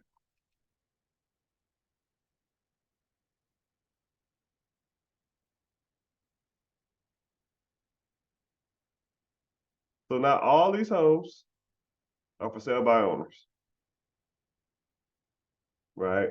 You could be reaching out to these people, same thing, right? Hey man, I see you got a property for sale. I don't know how it's working out. Or what you should do too is you should sort. They used to have it to where you could sort for, let me see. It's the way you can do it. It's the way you can sort from homes that are older. So homes right before they expire, because if they're on there for like 120 days, 160 days, that means that they've been on the market for 3, 4, 5 months, and people, they ain't selling. So like these 23 days, I think it gets bigger. It's a way to sort it. I don't really go on realtor. I don't really want to go on here a lot. I have a app that's like for the big boys and girls. Let you into the world of real estate investing for the big dogs. So I don't really use realtor. I just go to PropStream, and then go figure. I'm trying to damn log on, and they acting up. So this pretty much can break down anybody, anything, anyone, anything real estate to anybody damn near in the world. Right? Anybody want to give me? I'll test. I'll show y'all the capability. If you want to, like, anybody have like an old address or something they had when they was a kid, or they parents sold the house or something, I could put in there, and then I can show you like damn near everything about it. I don't know, but So let me see.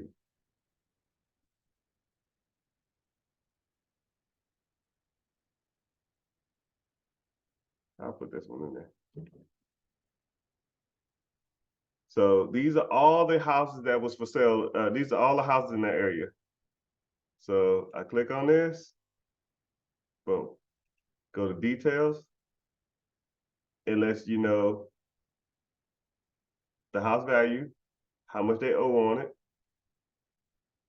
And I can pull rent rates on here too.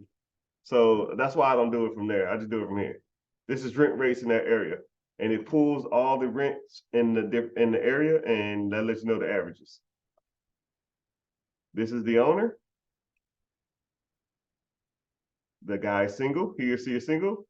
This is where they live. Let me see if they live in the home. Yeah, they live in this home. Linked properties. They have 2 properties. Their net worth is $1.6 million. They owe nothing on these 2 properties. These 2 properties they got right here.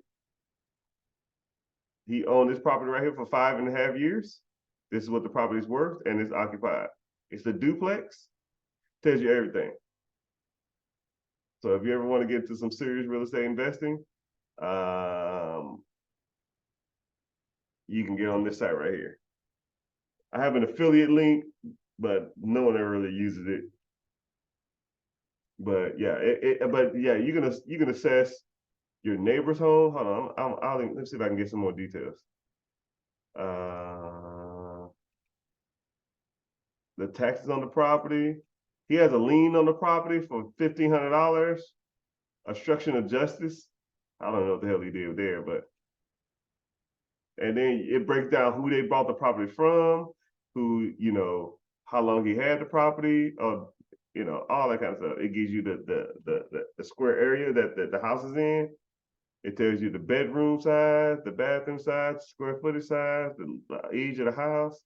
If it's on market, is it individual, is it a corporation, whatever.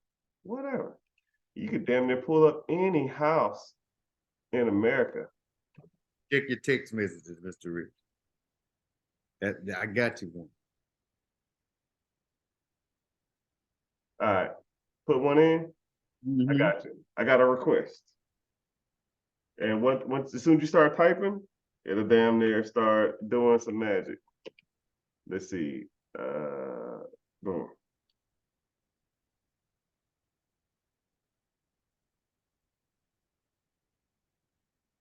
Oh, there it is. Yeah. Boom. I think your address is not Kingwood. You got Humble, but that's what it got. Come on, act right.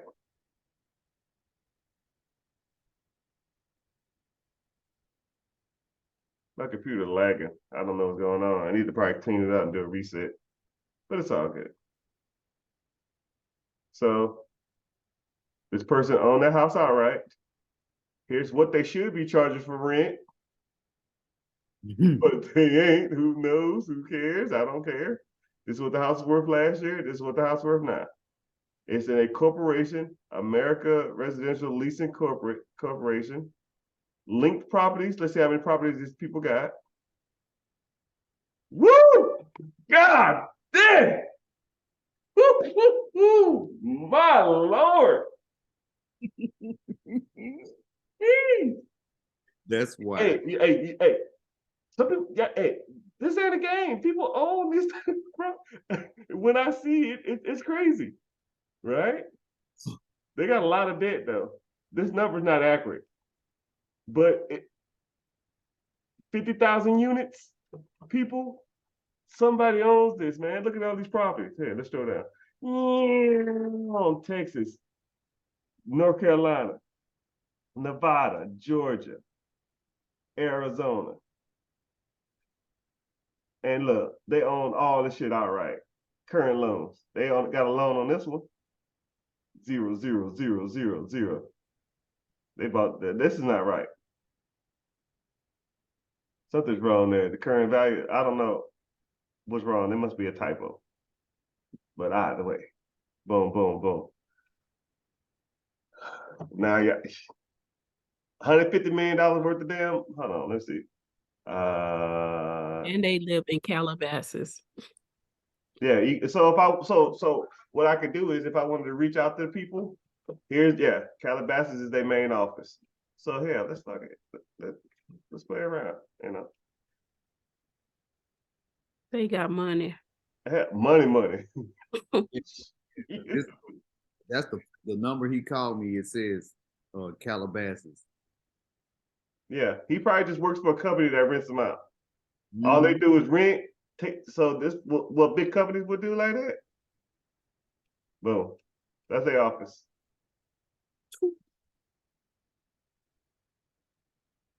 Yes. Right. It probably working with Keller Williams. That's a real estate agency.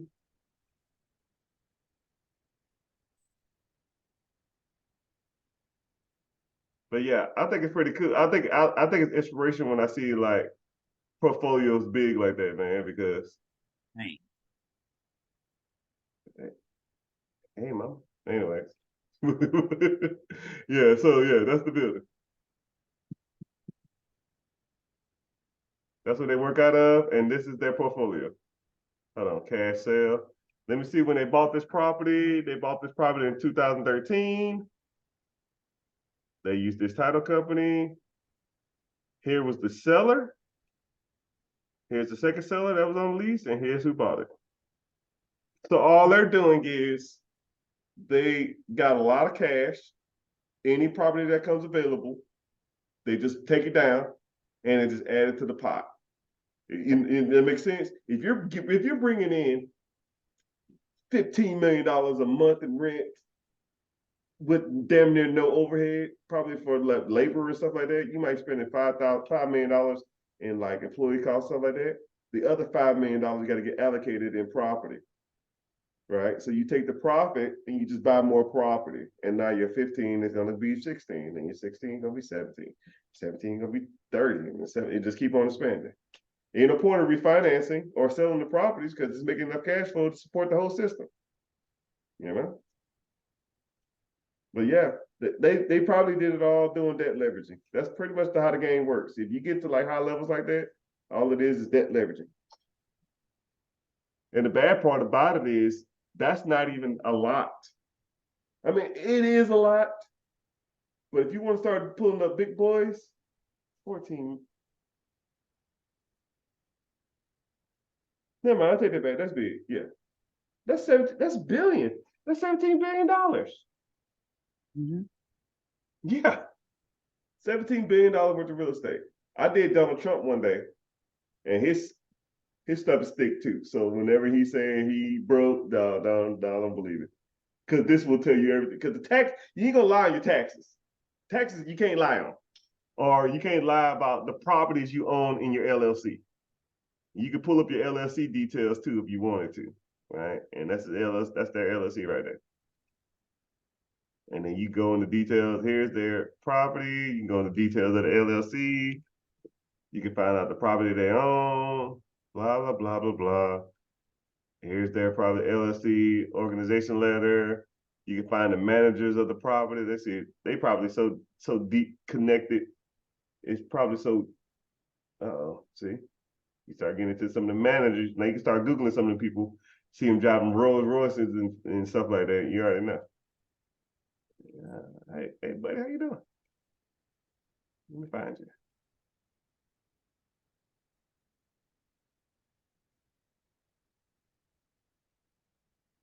Nothing.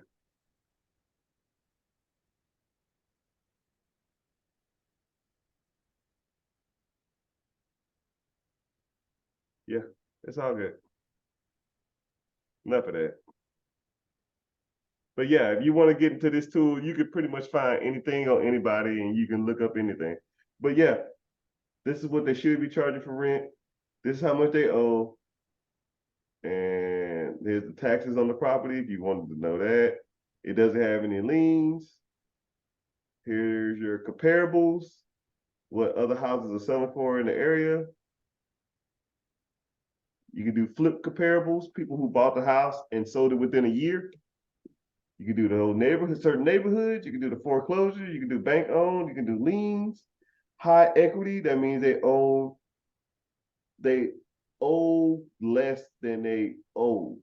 I can't really say it. They have more equity than they have in debt on the property.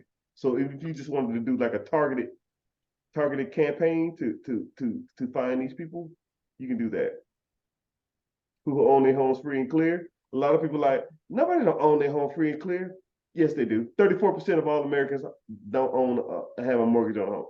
Here's 150 right here, just in this one area. So I can highlight all these. I can add it to a list. Boop.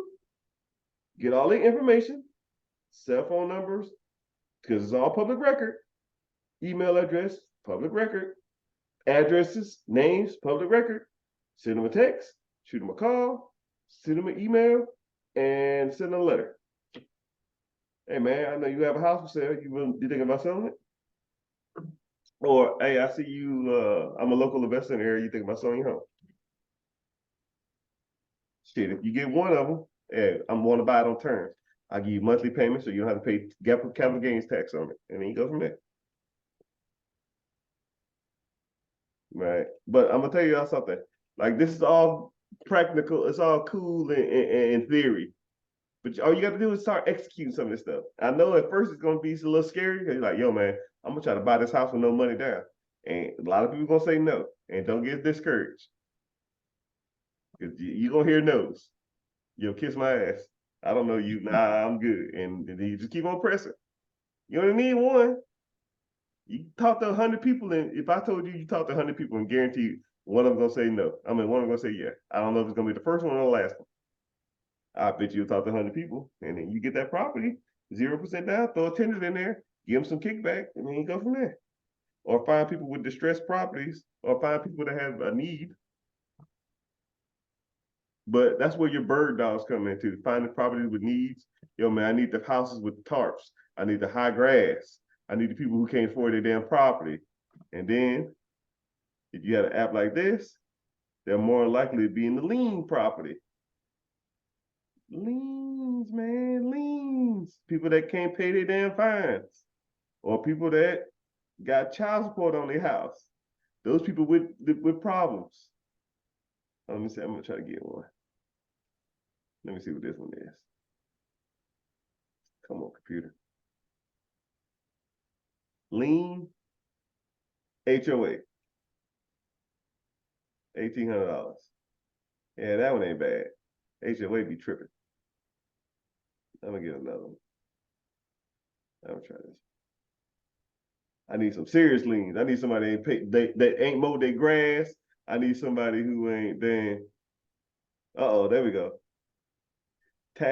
Federal tax lien. And they got 2 liens. Oh, buddy. $8,000 in tax liens. Woo, 85. 85,000. Shee.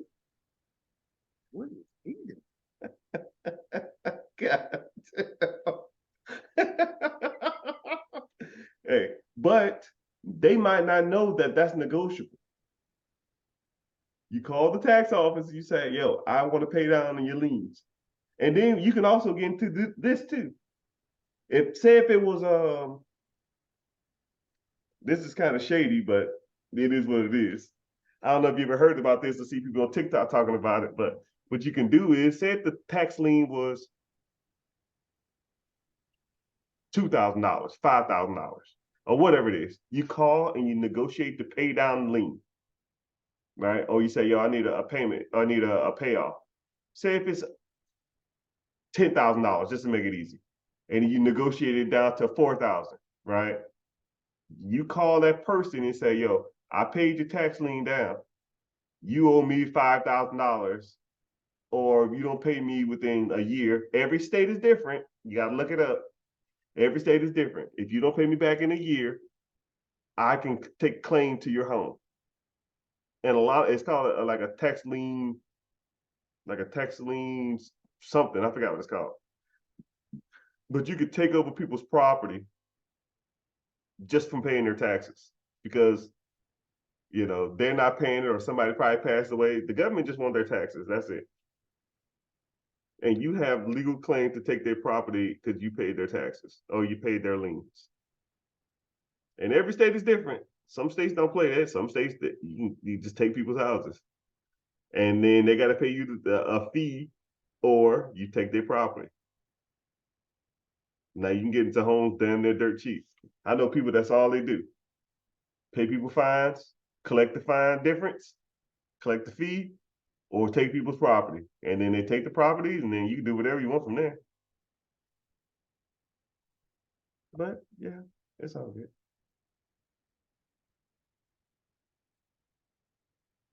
All right, enough of that. Preguntas? Questions for all my Spanish people speaking? Get out of here. Get out of here.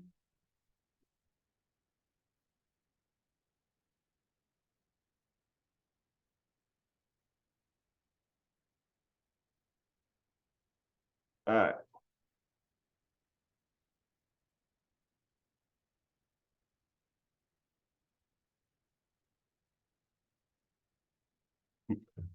So, I mean, we talked about some decent stuff. Eric, I had a buddy that was supposed to come in here and he was interested in buying a business, but I guess he didn't show up. But I mean, if y'all want me to talk about businesses real quick, because I know we already been on damn near a couple hours. I mean, I guess we can get into that a little bit and then we'll just like kind of wrap it up. So let's explore businesses. Does anybody have like a business that they was looking at or like a property that it was looking at and they want to like evaluate it more or anything like specific to you? Because I could just talk about theories and vague stuff and general stuff all day long. I mean, this is not for like them, for me, it's for y'all. Right. So I got a question. It's about a business in Charlotte, North Carolina. yeah. It's a pizzeria. I could look it up for you right quick. I forgot how much they were cash flowing, but in regards to like cash flow, like I think it was like cash flow like 229,000 annually. So is that like that's after taxes and everything, right? Put what you saw it at? Biz by sale? Yeah. Can you put it in the chat?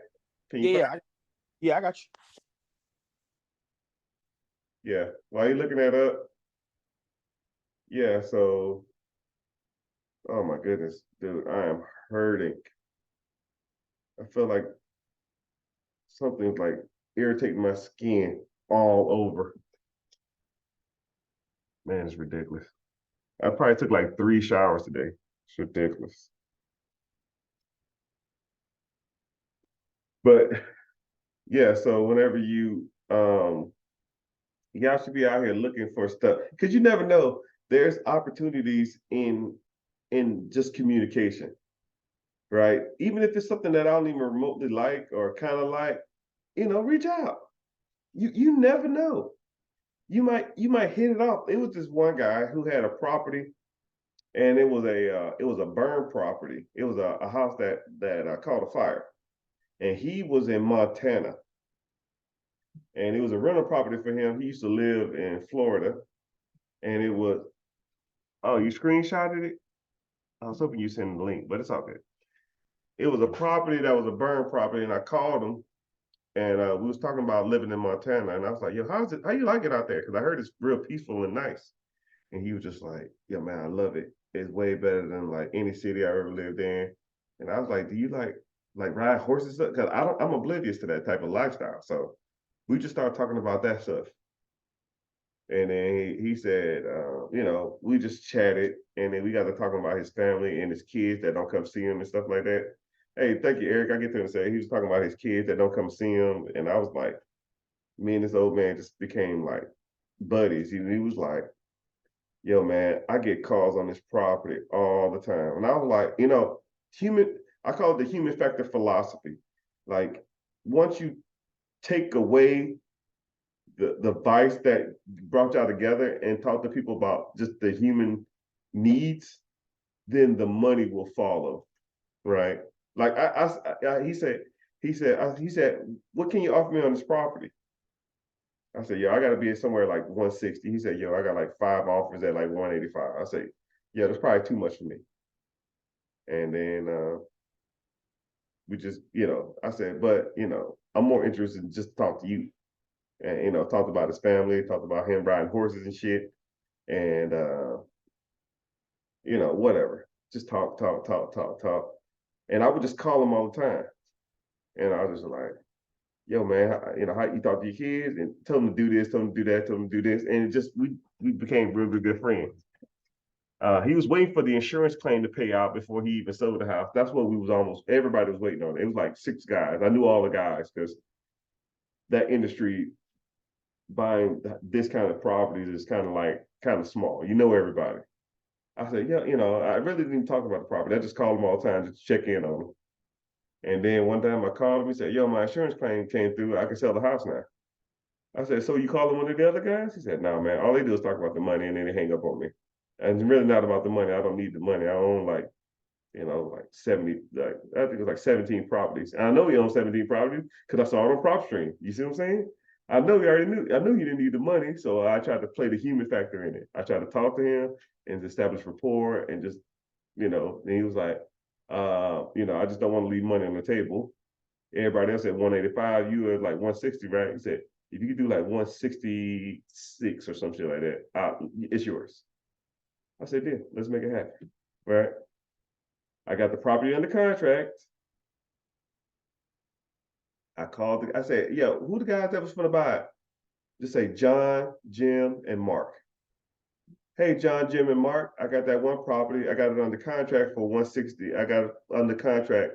I got it under contract. I didn't tell them I had it for 166. Yo, I got it under contract. If you want to take it down, I know you was offering 180. First one to give me y'all had them at 185. First one to give me 180, y'all can have it." One call or 3 calls, $14,000. Human factor philosophy. And I sold the contract.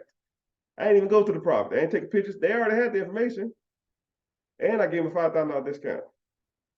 One person was like, "Yo, I'll give you 183, but I already signed the contract to someone else." 20 minutes later, made $14,000 in an assignment fee. It ain't all about the money. These are people.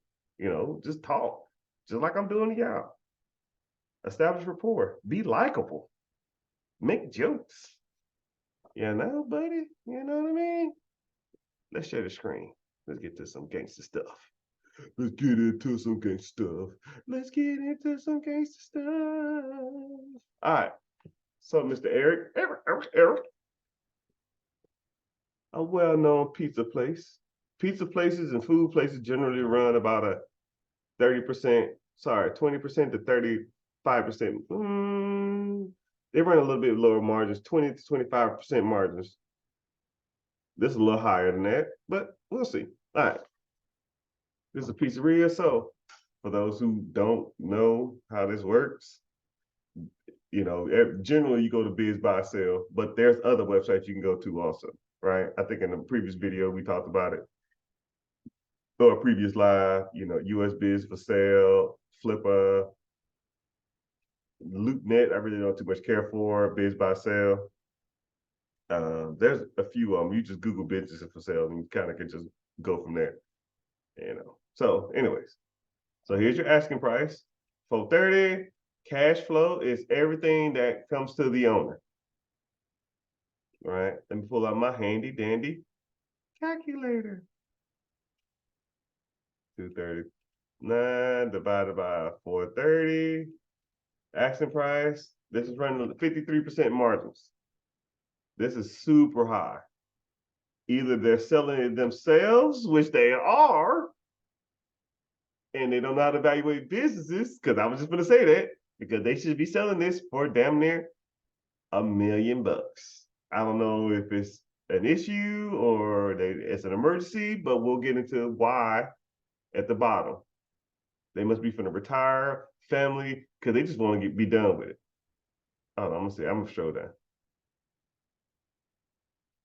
Owners moves to another state, they don't want to deal with it no more.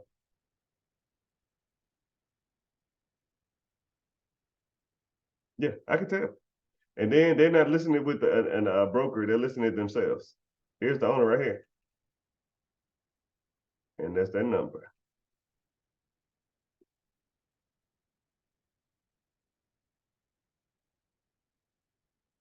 No, I guess that is a broker. Real estate agents, maybe they own, maybe they're not a broker. Yeah, they are a broker. I guess it is a brokerage. Maybe he just sells real estate and just happened to be trying to sell this business, but he don't know how to evaluate businesses. I don't know, but this is underpriced, at least in my opinion. But hey, what do I know? So, anyways, cash flow is what goes to the owner. Asking price is what they want for it. To figure out figure out what the business is worth, you take what the cash flow is, and then you find out the multiplier. What you need to do is make an appointment with the SBDC, and then you say, I'm looking at trying to buy a pizzeria, and they'll give you every pizzeria that's sold in a 200-mile square radius in your town in the last 5 years, and it'll give you a percentage. It'll give you a rate, and that percentage will be this. They say the average pizzeria has been sold for 500,000, and the average cash flow is 200,000. So the average percentage of rate of return should be about 31%. Well, this is fucking 53%. So you know it's underpriced. That makes sense? Just call the SBDC, set up an appointment, Small Business Development Center, set up a local one in your area, and then they'll just say, I'm looking at a pizzeria, and they'll break it all shit down for you. Gross revenue is everything the business bring in 1 year's time, right? And then you're gonna take this number, you're gonna subtract your employees, your rent, your drivers, your taxes, electricity, water, cable, electricity, whatever, and that's gonna give you the difference. That's this right here, right? Inventory is your food, right? FF&E is your furniture, fixtures, and equipment, 80,000. That means you turn the building upside down, everything that falls out is yours. That damn pizza oven probably like $60,000 to sell. I don't even know what a pizza oven costs, but I'm sure they're not cheap. I know they're not cheap. It's been around for since 2012, which we like businesses that are over 5 years. Here's your rent, but your rent is coming out of this. But if this is this, You probably got quite a few employees. I had it at 10 in my head. Oh, 8's close enough. Here's the info of the business. We'll stay up to 3 months. You know, a lot of times people say, I always look at how long they'll stay too, because if they believe in something, they'll stay longer. They'll say, oh, I'll train you for 2 days.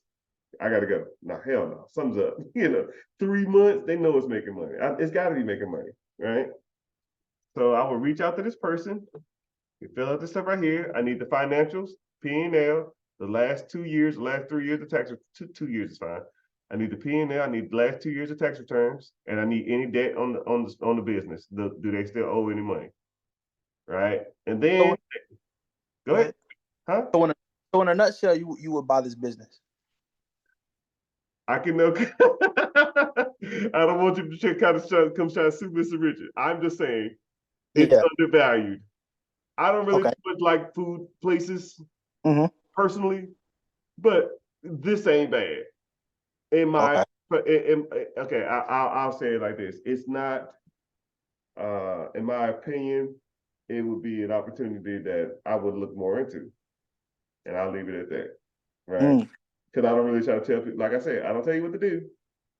I'll teach you how to do it though. I'll walk you through the whole damn process. You want it, hop on it. And then I wouldn't go. First of all, a few things: P&L, first year tax return, 2 years tax return, any debt on the building, any debt on the business. No debt. It's been around since 2012. Probably ain't got that much debt on. It's 10 years. Most SBA 7(a) loans are 10 years long, unless they bought the real estate, which they don't own the real estate because they pay rent. So 10 years is a pass. More likely, there's no debt on this, right? Then you can say, yo, I want to take over this business, owner financing, where they're willing to work out some terms. And you tell the real estate agent, we'll negotiate your fee outside of the sale of this if you negotiate this. So now you don't have to go to the bank. Your down payment is probably not as much because 10% of 430 is 43,000. And maybe you might get away with a $10,000 down payment and might pay the real estate agent $5,000 out of your pocket. So now you into this business $15,000 versus 43,000. They don't owe no debt on the bill, and the cash flow can support the business. I mean, it's almost like a win-win for everybody. It depends on what you negotiate terms wise. Can it support it? Which at a 53% margins you can. I know I talk fast. I'm so sorry. I was told I talked too fast.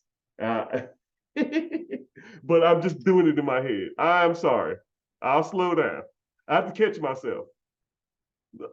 All right.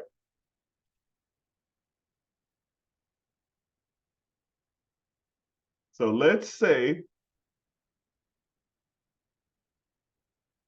you negotiated $10,000 down. You paid the owner.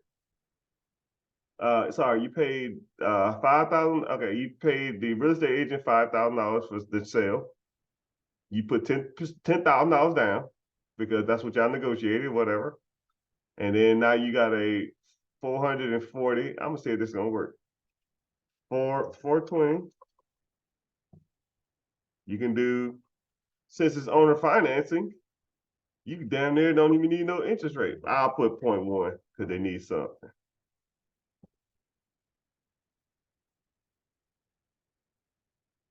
$35 times 12.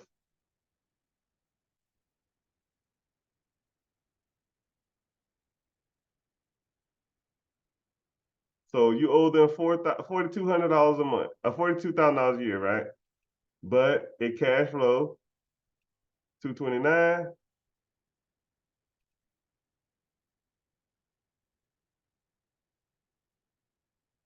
So that'll be your profit every year.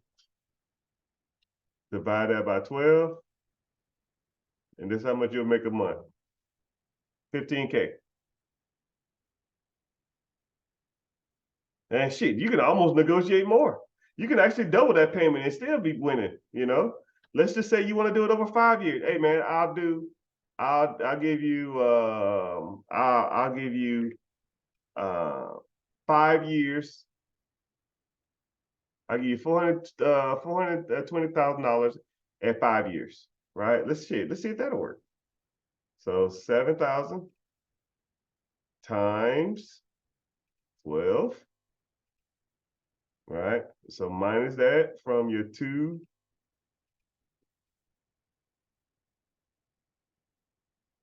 Okay, that's what you make because you gave them 84,000. Divide that by 12.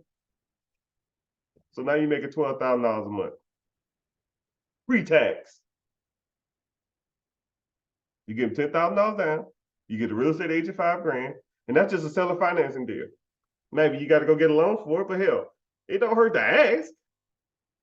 Shit, the business can support it. It's 53% margins, and that business be paid off in 5 years. And hell, at $12,000 a month, if you kept your real-time job, I don't know if it's absentee or not, but you probably got to work there. But even if you lived off 7,000 and gave them another $5,000 just to pay it off, you can do that too. It just depends, man. Yeah, go for it. Screw it. The worst they can say is no. If not, press on. There's too many out there for you to not get one because of some. But like I said before, pick your strategy. If you want to do owner financing, cool. Let's go for owner financing. You want to go for down payment? Cool. Let's try to get you some down payment money. If you want to go for whatever strategy you want, just gotta hop on it. Just gotta do it. I would at least reach out. Worst they can say is no. But yeah, is this close to you or something? Yeah, it is. Oh, okay then. Oh man, my legs, my back, my crack. Oh my shoot. I'm getting too old, people. Oh, woo. But yeah, that's generally, and hell, here's the website. And this is my last question. You said with an absentee own, all you're doing is paying the taxes. Yeah. Generally absentee, that's gonna be your face. Anyway, absentee is generally when you're not present in the business. I think you should have some type of presence, but it ain't necessarily required, right? I'm not saying that I should, trust anybody to do anything, right? But you should have systems in place to ensure that things are getting done to your standard. That makes sense, kind of. So you should have, that's why you have you can do, even if they had like yourself, you bought a franchise, you can do like a regional manager, and the regional manager you can pay like the corporate office a piece of the money, and the regional manager comes by and check in on all your stores. You see what I'm saying? So it's not like, you don't necessarily have to be there, but your regional manager is going to check and make sure the place is clean, people are doing their job, the manager or the GM doing their job, the shift manager's doing their job, the employees are doing their job, and they're going to check the inventory, and they're going to check the books to make sure no one's cooking the books or stealing. They're probably going to check the cameras here and there, make sure the trash is clean. They're going to come in there, check in once every 2 weeks or something like that, and all you're doing is writing checks, right? But that's just a system in place of an absentee. It's not like you're not there. It's just a system there to ensure that things are going up to snuff. And even if it is absentee, you stopping in and going in there and making sure the shit's running operational, decent, ain't gonna hurt nothing. And besides, people are less likely to do you wrong if they know who you are. And if you want to say you're the owner, you can. I tell people I own nothing.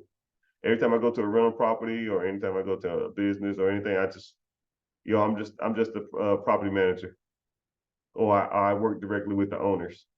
And I always say owners because it's like multiple. I say make it seem like it's like multiple people in it. Like I just answer to them owners, and people are like, yo, yeah, this shit sucks.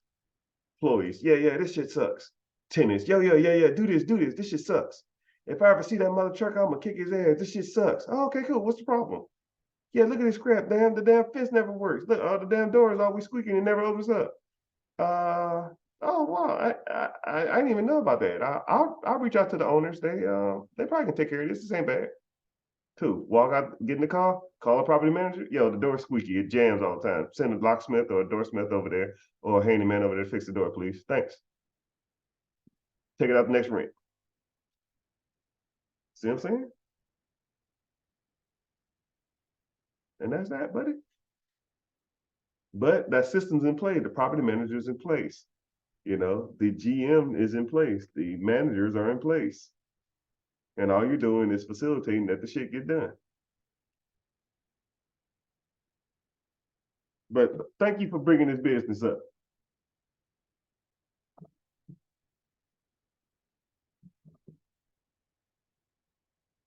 New Year's sales record every year. Yeah, go ahead and take it down, man. Every time if I go there, I can get something to eat. Shit. I like free food, shit. But yeah, I wouldn't try to negotiate owner financing. Then I try to negotiate like a seller carry, and then tell the agent, yo, we do negotiate something, then I can give you a kickback. I'll just pay you out of pocket. And then go to Mr. Jason and try to get some funds. And then you gotta go from there. That's how we roll, people. Bro, my legs are killing me. I'm about to wrap it up here in a sec. But yeah, anybody got anything? If Jason, you want to talk on something, speak on something, you got anything? Anybody else got something? Something, nothing? Come on, people. Y'all fell asleep on me? Yeah, they did.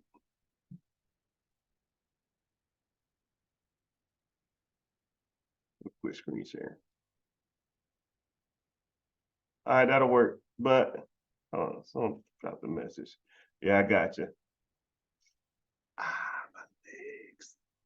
My legs. But yeah, I'll stay back. If anybody need anything, I got to wrap up some things. Talk to Mr. Jason about some things. But if you want to stay back and ask some questions offline, that's fine. If not, this concludes today's session. I gotta give y'all some execution. So start looking into some real estate programs because we talked a lot about real estate, right? 1, 2, you need to start working on your credit, start saving up for a down payment. Just in case you don't get into one of these programs, you still got a down payment. Everybody in this damn group, if you don't get anything from this, you should at least get your own primary house. And homes ain't going down anytime soon. And start getting into these Facebook groups and start looking up seller financing, owner financing, for sale by owner, going to Zillow owner finance or owner seller, and just try to negotiate. Reach out to people, right? You reach out to enough people, someone to do it. There's a guy, and log on to Bigger Pockets and get in there and start talking to people about how they finding their deals, how they sourcing their deals. Like people with millions of dollars and billions of dollars of portfolio, they generally started with 1 house, 2 houses, 5 houses, and they start accumulating them more and more and more. And that's how it's done. God dang. Man, I'm hurting. I ain't never going out to this damn place again. Man, it hurts so bad. So anyways, yeah. Reach out to people, get into the Bigger Pockets, go to your Facebook groups, start typing in owner financing, start putting in seller financing, talking about homes for sale. Look at rent homes, right? Or get into these DoorDash groups and say, yo, man, you see a house that look like this, text me the address. If I buy it, I will I'll shoot you a check. Everybody knows a real estate agent. Maybe a buddy or friend. Yo, man, can you put me on the expired listings so I get an email? And whenever you get the email, do a reverse search on it, just like I did, and find these people and reach out to them. Yo, man, I see you had a house for sale. No one bought it. right? No one bought it. Like, why didn't it sell? I don't know. Well, you want to sell it to me? Yeah, $150,000. Well, I don't have $150,000. I don't want to go get a loan. Can you just sell it to me on terms, or seller financing, or seller carry? How much you owe on the property? Just talk to the people. I don't owe nothing. Well, why are you selling?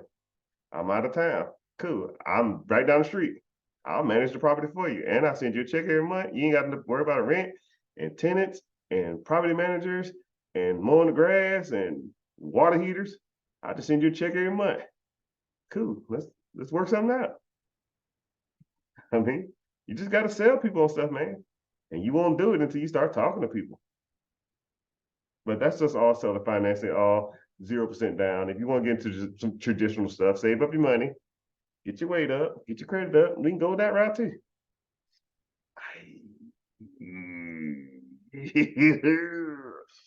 Woo.